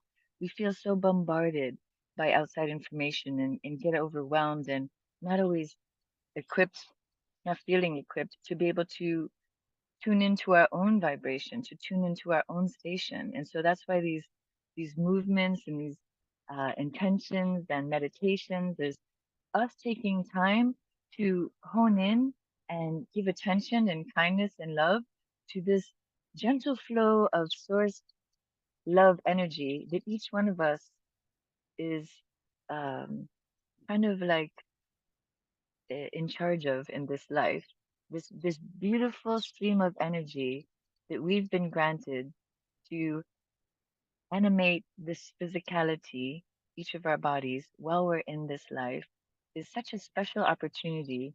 And I wish they taught this sort of thing to us as children so that we would know that we don't have to feel how society or the relationships or teachers or other people try to make us feel, that we can bring forth that beautiful energy that has been granted to us in this life through this physical channel that each of us have, that we can choose how we want to not only express ourselves, but blend our energies with the collective. So I would like to share a few ways which I have come to help people to feel better faster in mind, body, and spirit in these changing and trying times. And so, tapping was mentioned. Absolutely. I've been doing EFT tapping for over 20 years. It is a magical, beautiful, beautiful exercise that we can use to shift our belief systems, to get us over the hump. Sometimes we don't feel like we're worthy enough to um, to be who we are, who we feel to be, in the light of what we see and feel going on around us. So I want to let you know that yes, these times are beautiful times and opportunities to be able to consciously express ourselves. And so many people talk about the Messiah or Christ coming back to the planet, if that's the nature of their religious beliefs. And what I feel is the Christ consciousness not coming back as one person, but as the light within each of us that feels called to express it. And so in this, I like to share that it's an opportunity. And I don't say responsibility because then people feel, oh, well, that person's not doing their responsible part and that person's not doing that responsible part. And it's really not like that. We're all being called to express ourselves in different ways at different times. And there does not have to be that judgment of other people who we don't feel are in our same vein at the same time. And so this is compassion because there's an awakening on the planet, and it's an awakening to the opportunity to express the light within. And it's a very individual thing. And I don't feel that we can, or we ought to burden ourselves with determining what other people's paths are. We just go inside, decide who it is we feel to be, and express that in whatever colorful, beautiful way we feel to do that. So one way I like to that I found is the fastest way to shift energy, and I love this way. And I've been doing it since I was a child because I really felt that I wanted to have the greatest impact on humanity. How can I help the most amount of people in this world, even if they don't know that they're being helped or being thought about? And so I went into the environmental field because I thought, well, if you fix and help the environment, you're helping so many people, and they don't know it, and that's okay because you just do it out of love, and you're doing it out of caring and whatnot. But coming around now at this time of my life, I've really been called to come at that from a spiritual perspective. And it took me a very long time to have some shifts in my life that were very deep and transformative. And so I like people to know that they can feel better faster. And so I say wellness for busy people because you deserve to feel better faster. And there's so many ways that we can use to feel better faster, and people don't even realize it. And we can do it in the moment we're feeling distressed, in the moment we're not feeling our vibe in a joyful or happy or peaceful moment. And so if we can tweak ourselves in those moments when we're having the stumbling, then that stress doesn't have to get bigger and bigger until it becomes physical.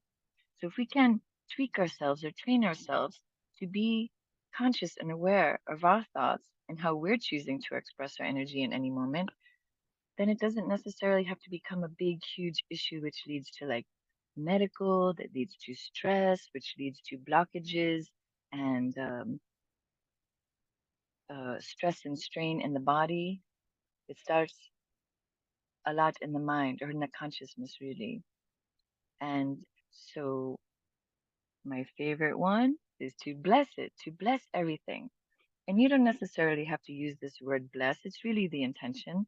And some people feel like they have to do it because they're affecting humanity. But what I feel really is, again, the opportunity to choose our own vibration, to turn up the dimmer on our own light, to shine a little bit brighter and to choose a slightly higher vibration in any moment, whether it's at the checkout counter, whether it's on the telephone, whether it's driving the vehicle, just that personal decision to choose a higher vibrational moment for ourselves, um, really, I think is the best we can do for the whole collective, because we're alone, but all contributing to the one, to the whole. And so I like this idea that we're responsible for the energy we bring to the room. And again, I don't like that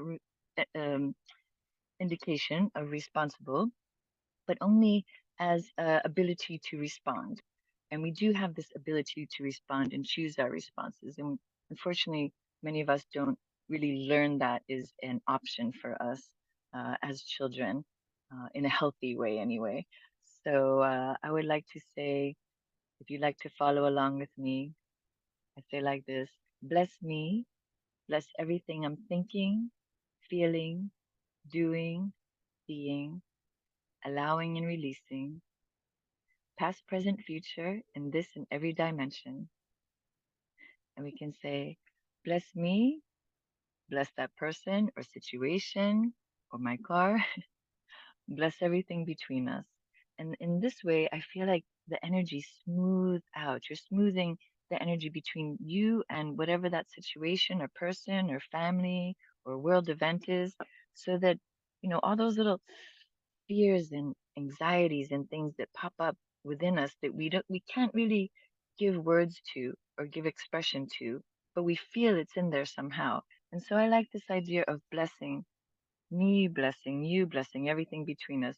Bless this phone call is gonna be a very good phone call. Something good is gonna happen to this, because sometimes we answer the phone and we're like, I don't know what's gonna happen here.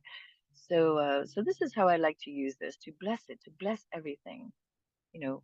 And so when we're finding ourselves in a place where we just feel depressed or not enjoying the news we're being exposed to, or somebody just, kind of dumped a whole lot of stuff on us that's going on with them and we don't know how to help them, to say, bless me, bless them, bless everything that's going on with them, bless their family, bless their life, bless their relationships, bless their financial situation, bless that I can maintain my light no matter what. This sort of thing. You can use it however you like. And you don't have to say bless. Really simply, the intention to just say, I hope everything's all right with that person. And then we don't have to spend 9 hours praying for them, because sometimes in the desperation that we're feeling, we're sending them some of that. So I feel like if we just bless them or send them a pleasant or nice thought, or even to ourselves, that we're shifting and changing our own vibration, and then we're offering that to the planet. And so from that perspective, any of these opportunities that we give ourselves, or we have to raise our vibration in any moment, gives us a new version of reality.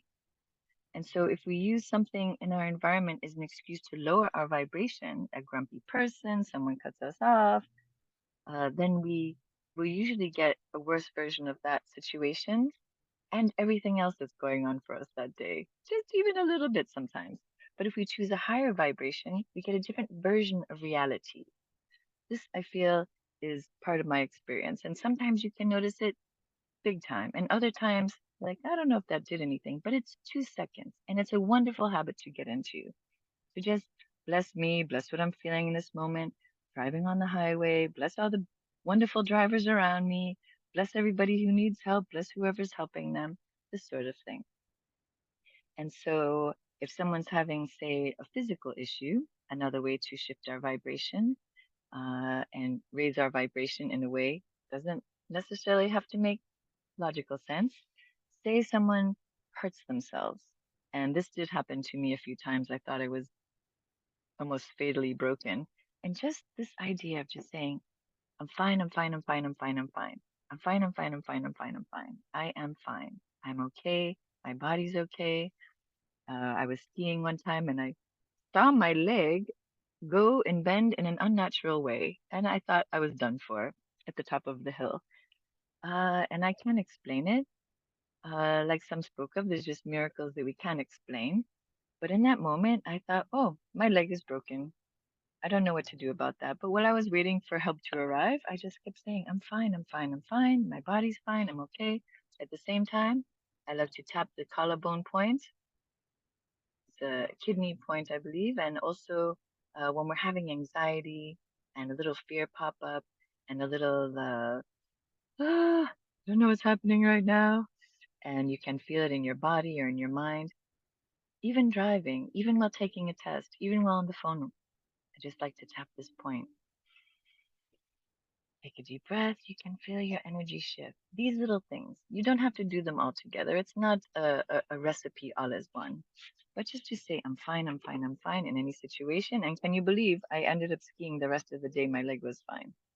I saw with my own eyes and I felt it was not fine. And so these are the little miracles we can create to ourselves to blend and to play with the magic of the universe, like we heard about in the last meditation. You know, we are the stuff of stars. We're not different. We just have a different perspective, a different understanding from where we stand. But in this lifetime, I feel that is definitely our opportunity to be able to know who we are as star beings, as source energy beings, as fingers of children of source energy, God, all that is in the universe. Like on the hand, all is God, but we feel we're having such individual experiences, but we're all contributing to the whole. We're not separate, but we are having different perspectives of this experience. And we can make it such a more pleasant experience for ourselves no matter what we're going through. We can always bring it up a level. We certainly have learned that we can bring it down a few levels. Life has taught us that a lot. But we also, when you come to know that you can bring it up a couple levels, it doesn't mean it's going to change everything, but sometimes it really, really does. And it really, really can. But don't put stress on yourself to force yourself into these ideas. You just do what feels nice to you, what feels pleasant to you, and something you don't have to work too hard at because that causes additional stress, right? So, with that idea, I like to show a little bit of the tapping. Now, I worked with EFT for so many years, and it's a wonderful, wonderful practice. But uh, in this life, I've learned a few other forms of tapping. And so I'm going to share with you an easy one that you can probably remember uh, and do with, again, any kind of topic, any kind of words, whatever you feel to say, just go with it. So in this moment, I would like to say we're going to tap 3 times on the top of the head and say this phrase, and once on the chest and once on the abdomen. And so you can say like this. Let's talk about allowing ourselves to feel more kindness and love towards ourselves. So we can say, I allow myself to feel more kindness and love to myself in all moments. I allow myself to feel more kindness and love towards myself in all moments. I allow myself to feel more kindness and love towards myself in all moments. Once on the chest, I allow myself to feel more kindness and love towards myself in all moments. I allow myself to feel more kindness and love to myself in all moments. And really, I wanted to say, and everyone else, but we can do another tapping for that. I open to the opportunities to express love and light with the planet in all moments. I open to the opportunities to express my love and light with all else on the planet in all moments. I allow myself to open to opportunities to express my love and light with all on the planet in all moments. I allow myself to open to opportunities to express my love and light with all others on the planet in all moments. On the abdomen, I allow myself to open to opportunities to express my love and light with all others on the planet in all moments. And so, in light of the solstice that's happening tomorrow,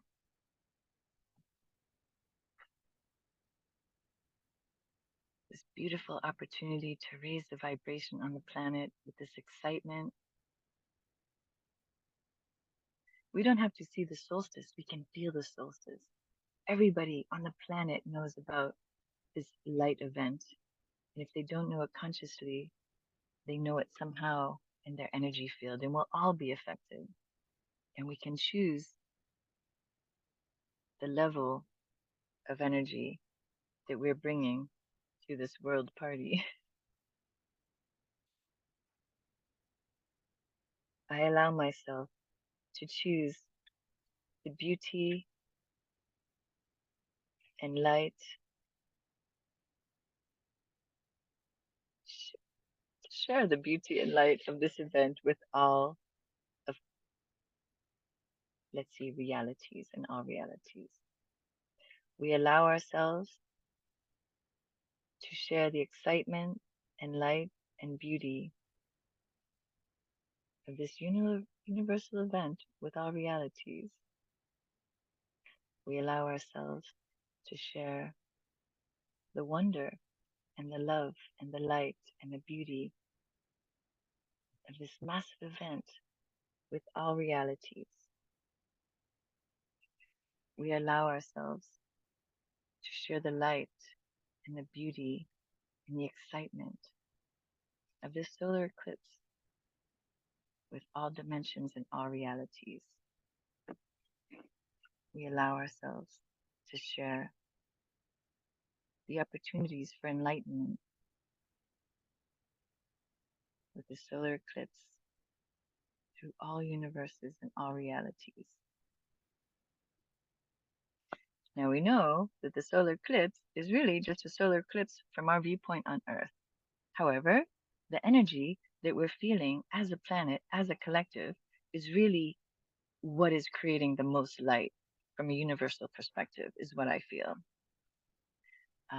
But again, I wanted to give a little bit of a tool for you to be able to use to help you to shift the energy. So initially, we did a simple way of doing the tapping, and then you can add to it.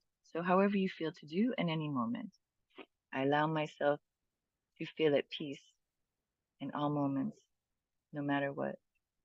I allow myself to feel at peace no matter what in all moments. I allow myself to feel at peace no matter what in all moments. I allow myself to feel peace no matter what in all moments. I allow myself to feel at peace no matter what in all moments. And so here are just a couple little tools that we can use to help us to shift our vibration, take opportunity for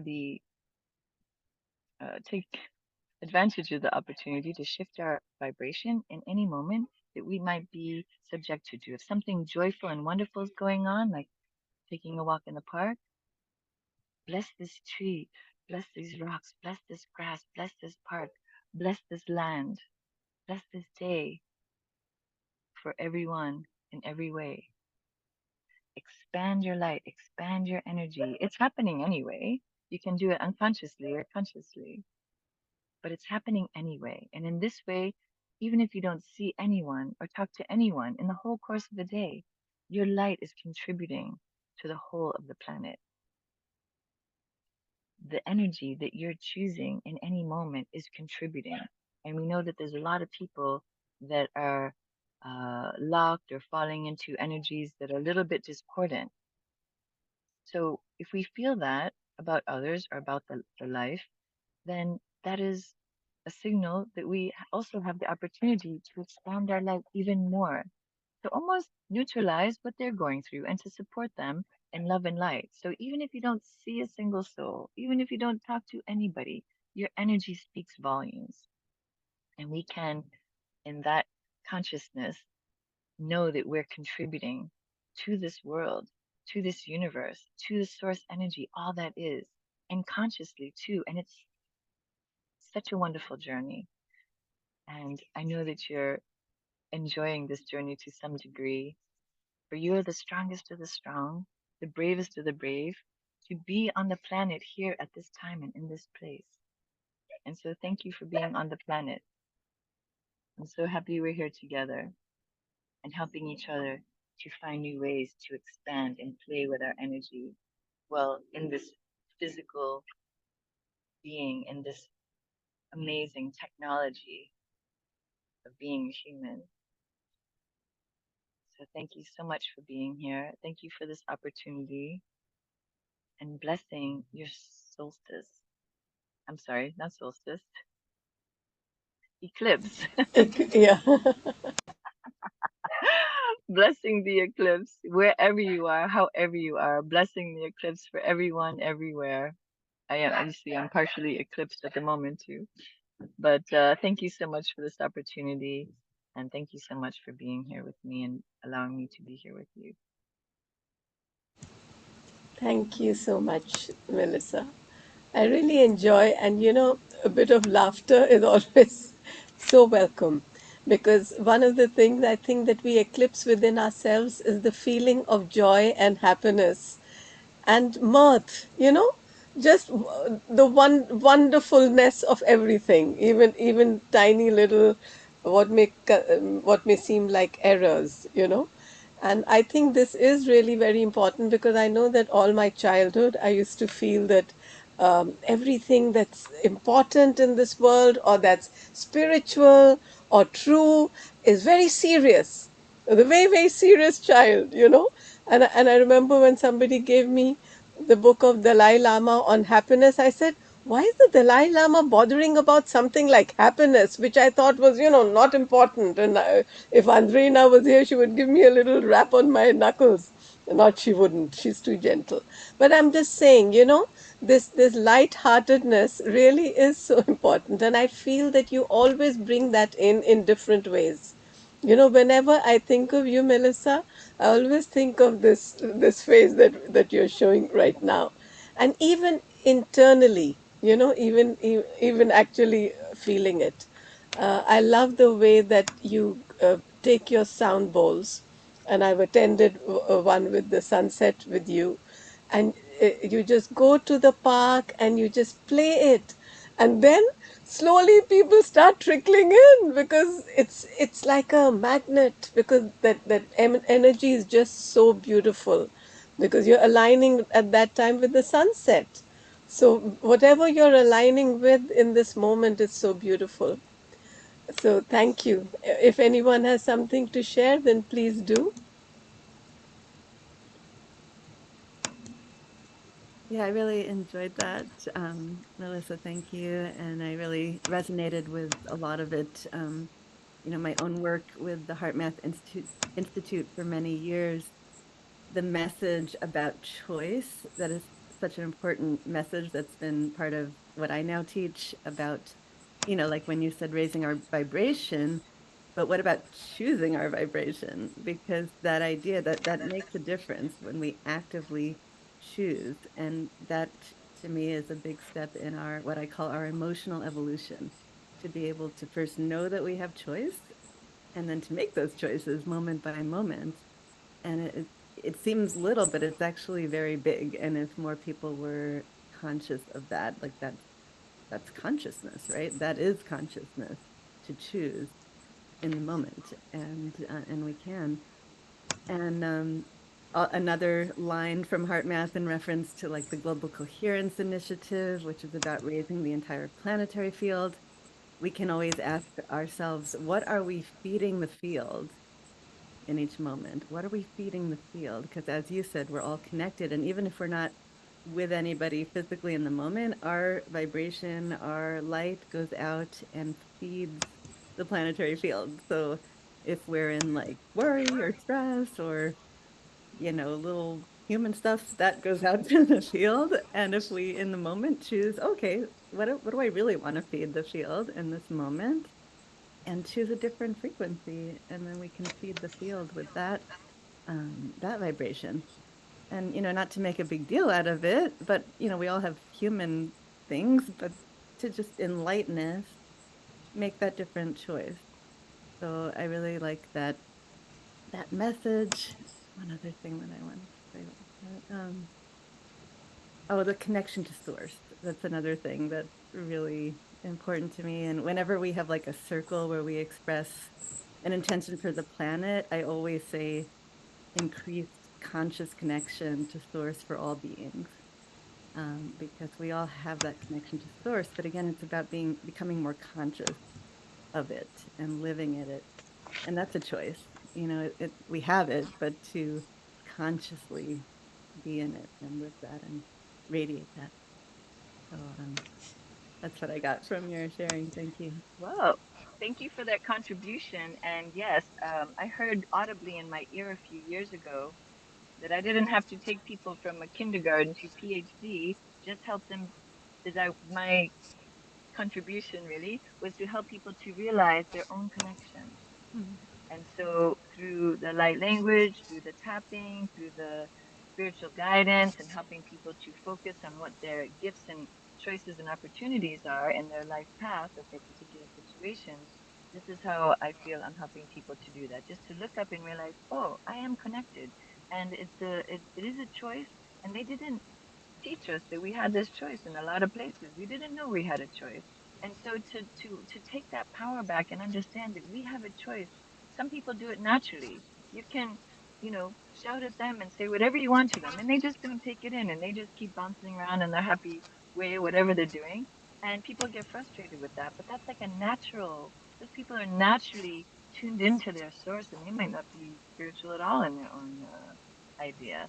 So I really like to emphasize, and thank you for re-emphasizing the ability to choose, because we don't feel a lot of times powerful enough to choose anything in our life. Never mind how we're feeling in the moment.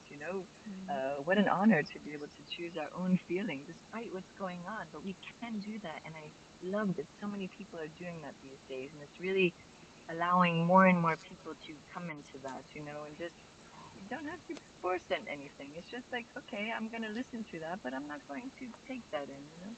So thank you so much for that commentary. Yeah, I'd like to share a few things that people have written in the chat. So Maria had to be, she's now moving, but she said, "Thank you, Melissa, for your sharing. I loved it. I've been thinking of choices all week." And Isabel wrote, "Thank you all for your wonderful contribution." And she needed to sign off. And I know I read one more who said, yeah, well, I can't see it right now, but I could see someone more. Thank you, Melissa. It was beautiful. Thank you so And it much. Thank was. you, Yeah, that's what Melissa. Neela wrote. Yeah. Thanks a lot. One of the things which, when I started Co-Creator Circle, it wasn't meant to be an online forum, but it was 2020 when it started, and we had Bhupinder who had come here, and we had a beautiful hiker came from Germany, and we had a very very beautiful and profound experiences with learning many things about mudras and mantras and everything. And then, because of the pandemic, everything became online. And so we have been having many sessions online. Always we have had them with, in a way that people can enter or not enter. So it's like sliding scale. One of the things which I was thinking to myself, because we are now in our fifth year, and that is, what am I doing? What is Co-Creator Circle doing outwardly? What is it doing out of the circle? What kind of impact are we making? We are definitely making an impact with all the classes and everything that we can see today. So many people sign up, but then they say later, can we please have recordings? So we have the recordings always available to them. And this session definitely was always going to be without any money fee. But then I realized exactly what helps me a lot, and that is, there's an organization called Seva, and we talk so much about sight and seeing, and can we see the eclipse, can we not see the eclipse? If you're not careful with the eclipse, a person can go blind. But what about the people who already have eye problems? So this organization called Seva is one of the ones that Co-Creator Circle helps. We also helped a farm in Germany, which Heike had told us about, where it's a llama farm, I think, with I mean, just something so amazing. So if you all like, I'm putting the link again to our event, and if you can, if you want to give anything, you can always give. That's aligneclipse.eventbrite.com, because everything that we raise with the donations, I always say give whatever helps your heart to smile. So Dana and Melissa, yes, that heart smile is the best way to know what's right in our world and not what's not right. Then it always helps, giving to one another. Also, one of the things which we have started now is that the presenters of Co-Creator Circle are coming together and becoming members of Co-Creator Circle, which includes me also, because then we can have the funds not only to run all these events, give them as sharing and as sliding scale for those who can't pay, and allow people who would like to give more to do so, but also sometimes the presenters themselves may need, or there may be someone who we know who's doing wonderful work, and we need to be able to give to them. So it'll be a fund, and which I have already started giving right now from whatever I have, but it's going to be something that we will also be presenting. So I just wanted to let everyone know that we are going to be very shortly launching, since right now we are, Dana, you talked about it being the Mercury retrograde. So I was talking to someone, he's a spiritual astrologer, and he told me, Meenakshi, do it in May. So, but we started launching it already. Hikers signed on, and some of us have already signed on. So, yes, I'll give more information about that later. But now, to continue with what we are doing, I'm going to pass this on to Dana. Let me quickly spotlight you, Dana, and also talk about what you are and who you are. So, Dana, very, very short bio, but a very, very long. This bio is like a portal to everything that you do, very much like water. Like an ocean, what we see on the surface is just a little bit of what the ocean really is. And that's Dana, and I really hope that more and more people get to know your work. I think they are. And the wonderful vibration that you're spreading with the work that you're doing. We often tend to forget water, and yet we can't live without it. You're a consciousness researcher and a healing practitioner. She works with heart intelligence, water, light, and sound.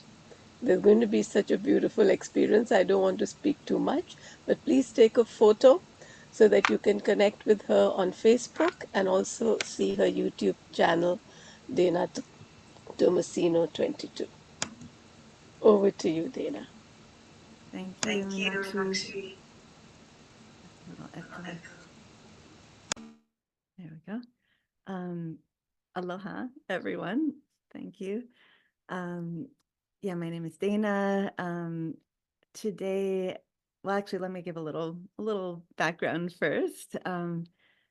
I have been working in recent years with developing my voice as a conduit, as an energetic conduit for higher dimensional energies, like using my voice as a channel. And I have been creating what I call sacred sound infusions, and really recognizing the power and transformative ability of sound for consciousness expansion. And so that's the intention. Healing and consciousness expansion is the intention behind my sacred sound infusions. And they started out quite simple, and now I've also been creating more complex, layered pieces that often are inspired by particular things. And the one I would like to share with you today is dedicated to water, water as consciousness. And I actually have a very long relationship with water. I became interested in water as an energetic communicator very early in my life, in my late adolescence, way before those ideas had become more popularized on the planet. And that interest and passion in understanding water really from a higher dimensional perspective, water as an energetic communicator, water as consciousness, water as something much, much more than what we understand. That passion actually was what opened up my whole spiritual path and even led me to the HeartMath Institute, where I then became part of the scientific research team for 12 years. And in the early years of my time at HeartMath, I actually did research on water, energetic properties of water, and the ability of water to hold information, to transmit information, even our coherent heart energy. And I also worked with a brilliant scientist, Dr. Bill Tiller from Stanford, who also had that interest and passion in water. And the history of our understanding water in this way actually goes further back than most people realize. And there were some amazing scientists, even in the last, well, in the last century, but also the century before that, that were working in that area. But even beyond what our science can yet grasp, I truly believe water is possibly the most advanced consciousness on the planet. I see it as a master energetic communicator. I believe all the bodies of water on the planet are like a communication network of frequencies and information. I think of water as a bridge between dimensions. It brings in and transduces light. I believe that as our consciousness evolves, we will also come to understand and relate to water in a whole new way. And that new way of understanding and relating to water will transform our life on this planet. So with that reverence and that passion to understand more about the mystery of water from a multidimensional level, I would like to introduce this creation, the sound creation that I've made. And in this case, I also combined it with video, which is something I've recently started doing. And I call it Water Prayer. And let's just say musically, for the musicians out there, the sound infusion is very layered and complex, and it uses a lot of dissonances, and those dissonances are sort of meant to bring us into the reflections within reflections within reflections in water, and reflecting on the different mysteries of the consciousness of water. And the sound infusion is also loosely based on the harmonic series or the overtone series, again, for musicians out there. And the video, again, is really meant to be like a journey into the consciousness of water, and to allow us to really commune with water and have that two-way interactive exchange and experience what we receive back.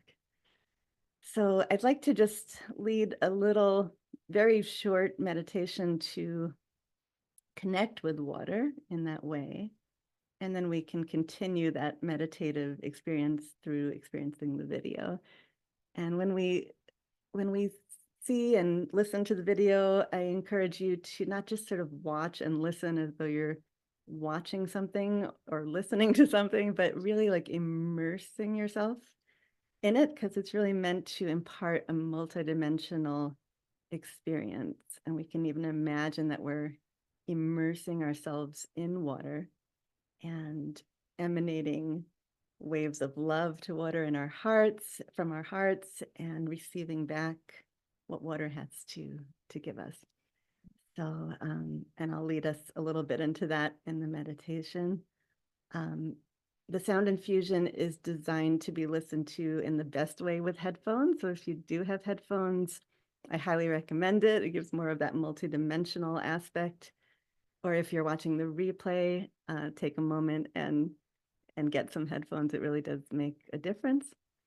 So with that, let's let's go into our hearts. Let's close our eyes for a moment.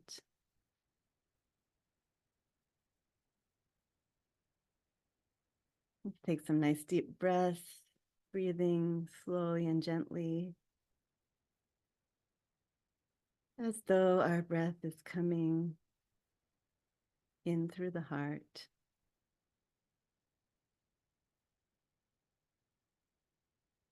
and going out through the heart.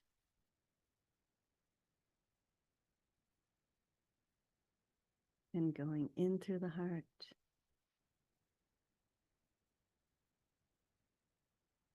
and breathing out through the heart.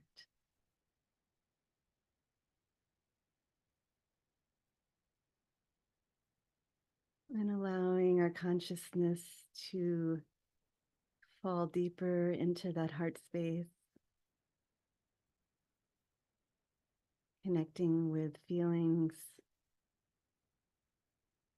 of love and appreciation in our heart.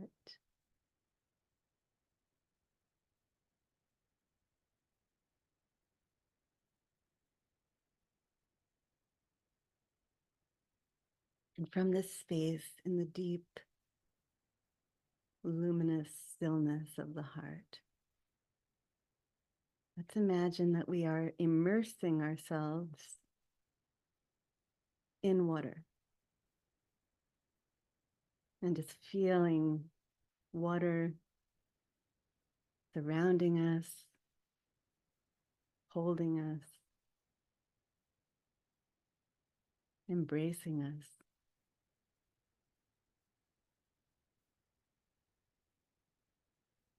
And we can begin to emanate waves of love out from our heart,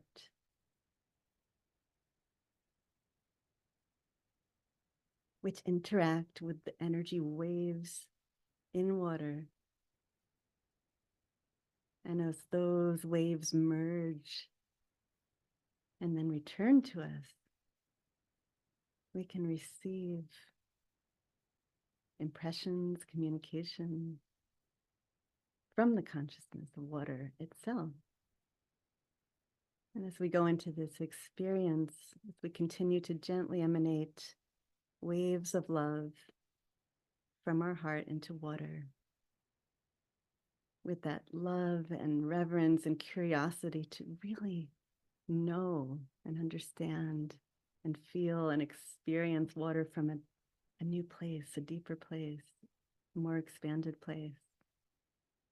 Let's also be gently conscious of what we receive back from water. So it's a two-way communication.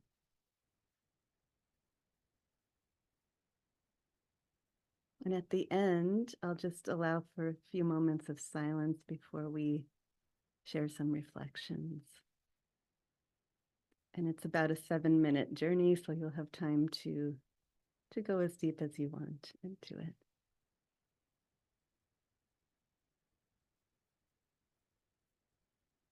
Called Water Prayer.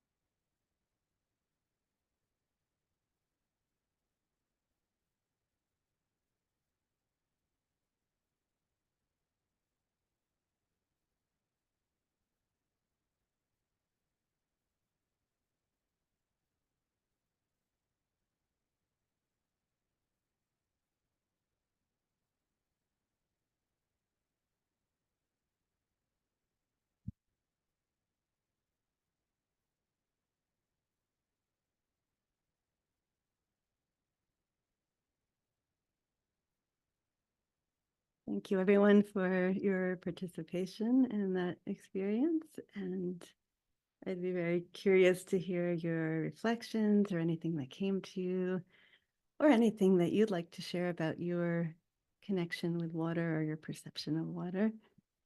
We can open that up.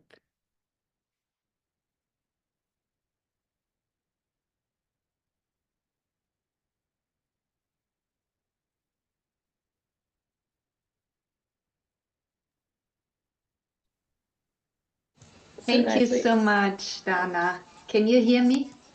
Yes. Yeah. Yes. Or maybe yet? Can you hear me? Yeah. Mm-hmm. Yes. Okay.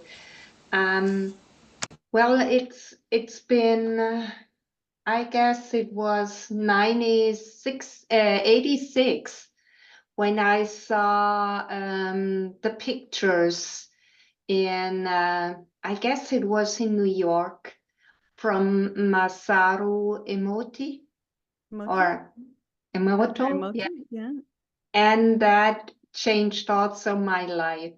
From that on, I was so much aware when I was drinking water or when I took a shower or whatever I did, seeing just the little, the water running somewhere, because I always saw that little ice pictures. I'm living in Germany. We have this a lot in the mornings when it's cold. We can see them on the windows.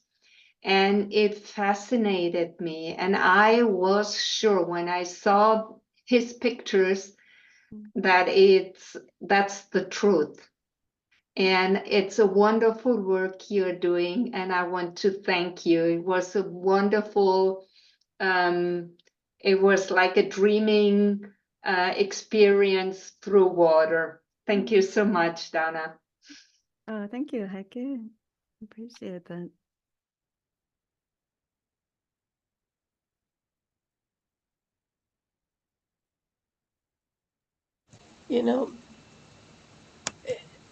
Whenever there is an experience like this, Dana, it's so difficult to come out of it. And because you want to just stay there forever.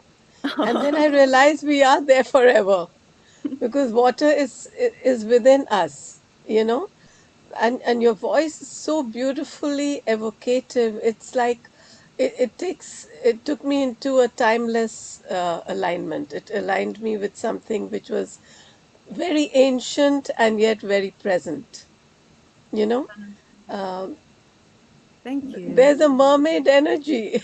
Mermaid, yeah. Yeah, but in a higher octave, Mm. than how we normally are told about that being. And many messages seemed to be there waiting. And I feel that if I'm in that space for a longer time, it will help me to become more aware of them. Mm. And I feel that this kind of alignment really is important. And I started thinking the physically what happens with water during new moon, because like Maria reminded us that it's new moon. That's why it's the eclipse, because it's when the moon is new that it eclipses the sun. But the new moon energy can be felt by all of us. So it may not be the eclipse, but definitely that the tides go down. And I feel that there's a message there, but I'm not very sure what the message is. And maybe so it will come later in a dream. I don't know if you have a thought about that, about the It may tides of just water, tides of the ocean with the moon. Mm. I love the new moon. It's my favorite time because it's like the void. I love that stillness, and I really resonate with that. And it's just like a very deep, dark, but luminous place. I love the new moon. So yeah, so the eclipse is on the new moon, right? Is that right? Yeah. So I also felt when you were talking how we started with Hiker and we were doing the Dantians, the energy fields. and then we were doing the lower, we've done the heart, we've done the upper. We really connected all the major energy pools in our body, and that's there also, you know. The pool of energy is also. Uh, I realized that water, which you both talked about today, is primal. It just has everything. Everything that we are is within the water. Yeah. And there was a time when I used to feel fearful if I saw the ocean. You know, like if I was skimming over it, if I even saw a video, it would scare me. And I realized that that means I'm not, I need to get back into touch with my emotions. So I think everything that you've shared today is very important because we need to be very aligned with our emotions, which we're going to talk about in a bit also. Yeah, thank you, Meenakshi. Oh, I just lost what I was going to say. What was I going to say? Um, well, first, just even about the messages, they don't necessarily have to come in words or in a logical way. It could just be an experience, an embodied experience. And there was something you just said that I was going to respond to, and I lost it for a moment. But I do want to thank you, Meenakshi. You mentioned us supporting one another, and thank you for supporting my work with Sacred Sound. I wasn't even going to mention it, but I have a fundraiser to help me to bring this work with Sacred Sound to its next level, to acquire proper equipment and instruments, which right now I don't have, and to share it more widely.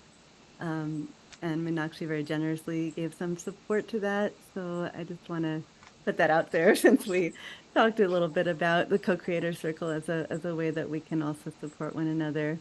And so I do have that. And I'll also share the YouTube link to this video if you want to see it again.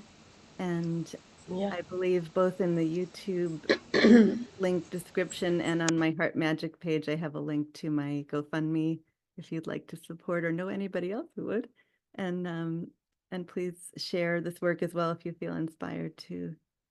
I'll put some of that info in In the the chat chat. as Yeah. well. Yeah, please do. Yeah, it's important, you know, because I realized this, and that's why I wanted to also take a moment to share with all of us that there are people who are here and there are people who are not right now here, but everyone is all is here in a certain way. Some people are here attending now, some are going to be here later. But even to put an event together, there is so much of help that goes in. And that's why it's important for us to be grateful for everything. Like, I just feel so grateful for the day job that I have because that helps Co-Creator Circle to run. Now more and more things are coming up, which, because there's always, you know, this world needs money for the work that you're doing. You need we need the flow of money, just like we are aligned to the oceans and the universe. We are also aligned to the flow of money, because money is not something that comes to stay with us, it comes to be sent somewhere. So I realized in my life that if I know where it's going, then it will come. Because I've never understood why people gave so much importance to money. You know, people used to tell me, you're very unrealistic. And I used to say, but all we need to really do is to think what we want, and money will come. And I like to be in co-creative mode in the same way. When I know where our gifts are going, where it's going, and I talk a lot about that, that's when the flow will start happening. Because, like everything in this universe, and especially when we are talking about water, everything is flow. And you know, Dana, when you had said about the oceans, I've always realized we name the oceans different words, but they really are one big body of water. And in the same way, the water that connects us, we are connected to the oceans. We are really one with the earth. It's not that we are just thinking that I am me and the water is separate. we are really thanking, in that sense, the oneness that water represents.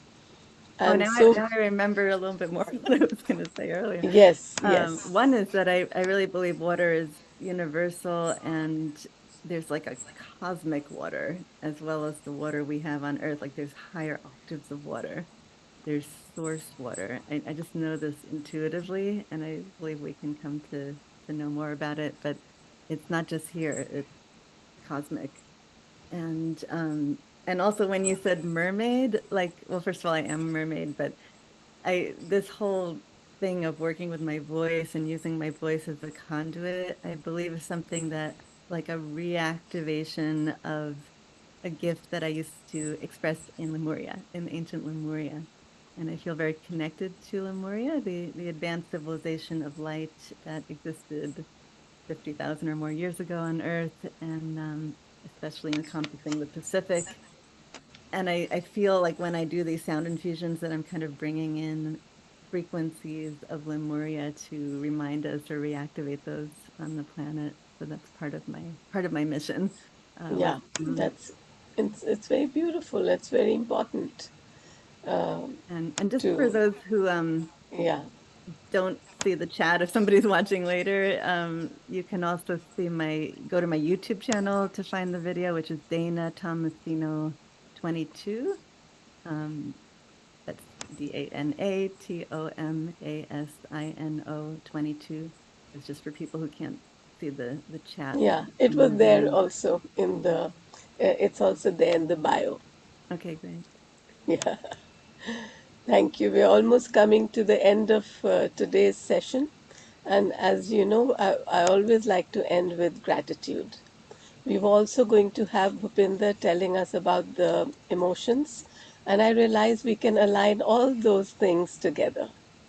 So, what we're going to do is to see the emotions in in the joints of our fingers, and be in gratitude for all the emotions, because every emotion is necessary and important. We know that water carries all emotion, and although we want to stay away from the ones that are considered negative, because they have the negative vibration, it's not because they are bad.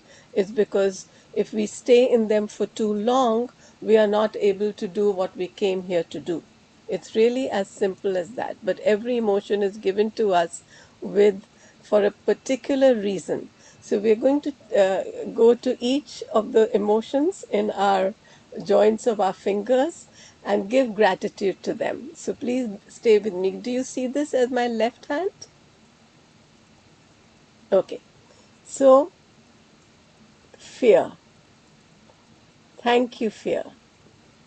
Thank you. We know that you are very closely connected with the element of water, with the energy of coldness, something that comes to us when we are old. It seems to have become the dominant emotion, but also it's there always because it helps us to stay away from what can be dangerous for us in our human sense. So thank you for being here. And as we twist this joint, please be in balance so that we don't fear when there's no need to fear. And then on the opposite hand, again the same joint is the emotion of love. So may love and fear balance one another, because also too much of love without having the balancing fear associated with it. The fear need not be of for oneself. The fear can be of something wrong happening. Let us also therefore be grateful for love in the sense that it can balance fear. Then here we have agony. Agony helps us to understand all that has been deeply within and unhealed, which is another reason why we don't run away from emotions. Because when we run away from them, then we are not able to express them. We are not able to handle them, and they just get stuck in our body in different ways. And with agony, in this side is sympathy, Let us connect with sympathy, and may agony and sympathy balance one another out. Sometimes we are so sympathetic to others that we forget to feel our own feelings, and then we can have a surfeit of agony which comes out in our bodies, as Heiko is nodding. I know she knows. And then anxiety, which is so present. It is so it's such a beautiful emotion because it helps us to be prepared and do the right thing always. You know, we all know what it does to the body. It helps the adrenals to be active. But then that's not something that we want all the time. And if we have too much anxiety, then on the right hand, we can touch our same joint and balance it out with generosity. Then we will just do a few, which I feel we might have. We'll do the middle finger, middle joint, which can be sadness. Yesterday, actually 2 days ago, someone asked me, do you feel sad? And I thought, and I said, actually, nowadays, it's been many years, I don't remember feeling sad. Disappointed, yes. Sad, no. But do you know, because she told me that, it must have been like a little pebble in the water, because the next few days I kept thinking and feeling sad. I first realized that I can sense sadness even if I cannot feel it. But after sensing it, I started feeling sad. So this is very important, what we say to one another and what the reasons are. There may be a reason why she said that to me. Maybe just to find in myself the same emotion that we all have. When water connects us, it means that if one person is sad in this world, we are all being connected with the sadness. It is not my sadness or your sadness. It is sadness. It is there in this world. And it's good for us to feel it. To give, I remember the time when somebody had come to me and she said, I've come to you because I'm very, very sad and I want help with that. And I told her, why? And everyone tells me I've been sad for too long. And I asked her, why are you sad? She said, I had a boyfriend for many years and we broke up. I said, how can you not possibly be sad because of that? You have had a loss. You must feel sad. It is very important to feel sad. And we had a meditation and everything. She came 2 weeks later and she said, I have no longer any sadness. Just accepting it in my life, letting myself feel it, it has gone. And we can therefore feel gratitude. This is my favorite. You know, the middle finger, middle joint, completely neutral. For those who have studied tri-origin, because these are tri-origin joints, we know that this is the most beautiful connecting figure of, connecting joint. So we can always, if you feel gratitude, even for the feelings we are having, then immediately they become balanced. We are not saying we want to run away from emotions, but we do want them harmonious, balanced in a harmonious way. And then I'm looking at my chart to see which are the one we might have. We have talked of anger. You know, anger again is because of frustration. What can we balance anger out? Anger is very important to feel if we feel it.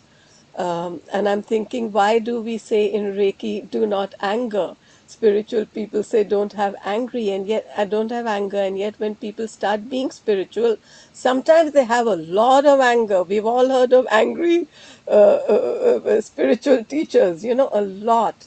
And so that's probably, I have a feeling, because of disappointment, a little disappointment because we can see the light in everyone and we can't see, why can't they see their own light? Why are they not working from the higher vibration that they already have? It's like when she was talking, when you were talking, Melissa, about vibration. I said, well, everybody knows that, no? But yes, we may know it, but we don't know how to always stay in it, or we choose not to. And we can balance it out. I'm looking again, and here we have praise. Look at that. We can balance it out with praise. We can either do it in the middle joint or we can do it in this joint. This is how anger, if you're angry at something and you can feel what is there in them to or even in yourself. Very often we may be angry with ourselves. Like yesterday, I could have been when I noticed that, oh my gosh, I left the something cooking on the stove. And if I can praise, I can say, all right, I did that. I'm able to see that how what I should do the next time. Then the anger need not come. Actually, it hadn't come, but I'm just saying. Uh, this is a very beautiful one, and it's there in both the fingers, both sides, middle, the middle joint of this finger. And we can have a class later on on all of them, but we are just going to do a few today. This is enjoyment. And if you find somebody who's not being able to enjoy life, this is a good one.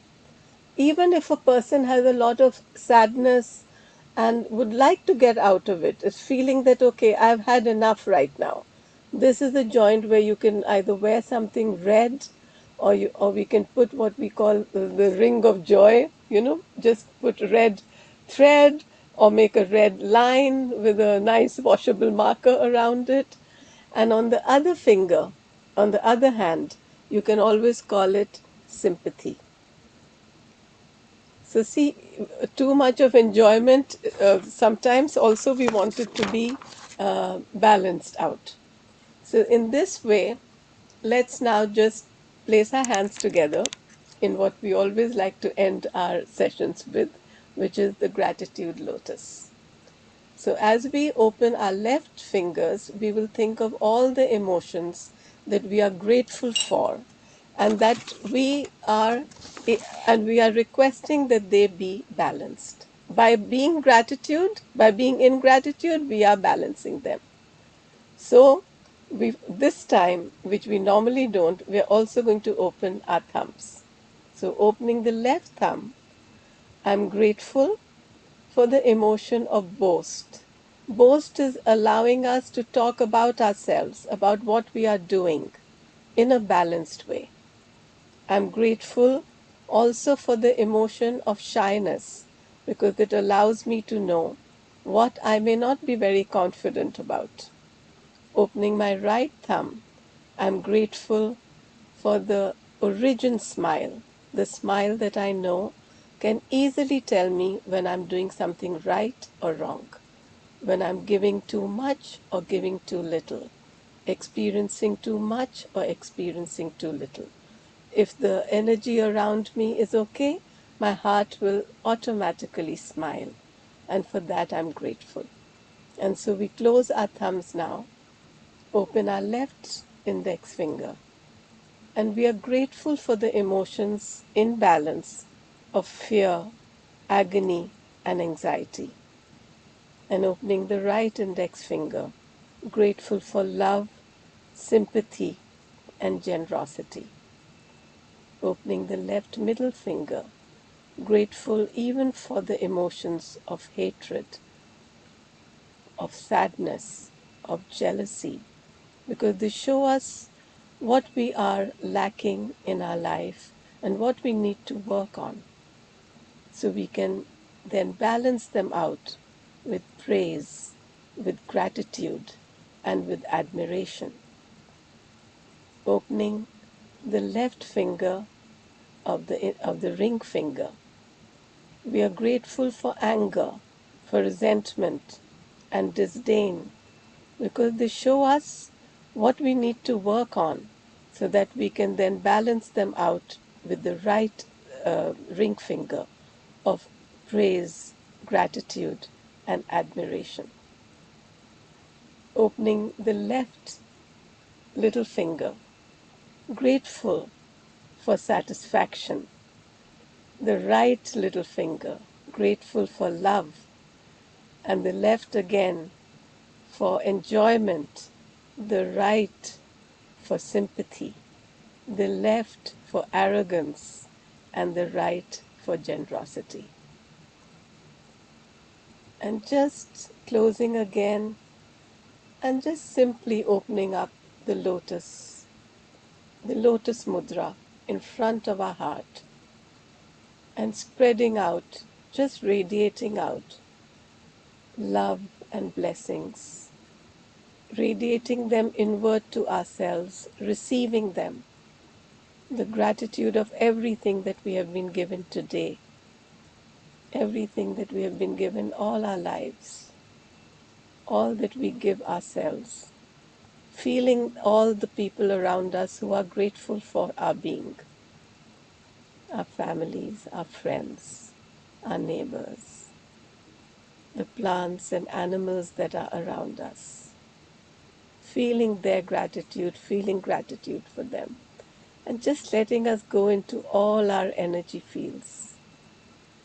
And now that we are filled with this beautiful, loving gratitude, we radiate it out. May all be blessed. May all beings feel the alignment with everything that they have come here to do. For all of us have come here to co-create a world that benefits all. Thank you.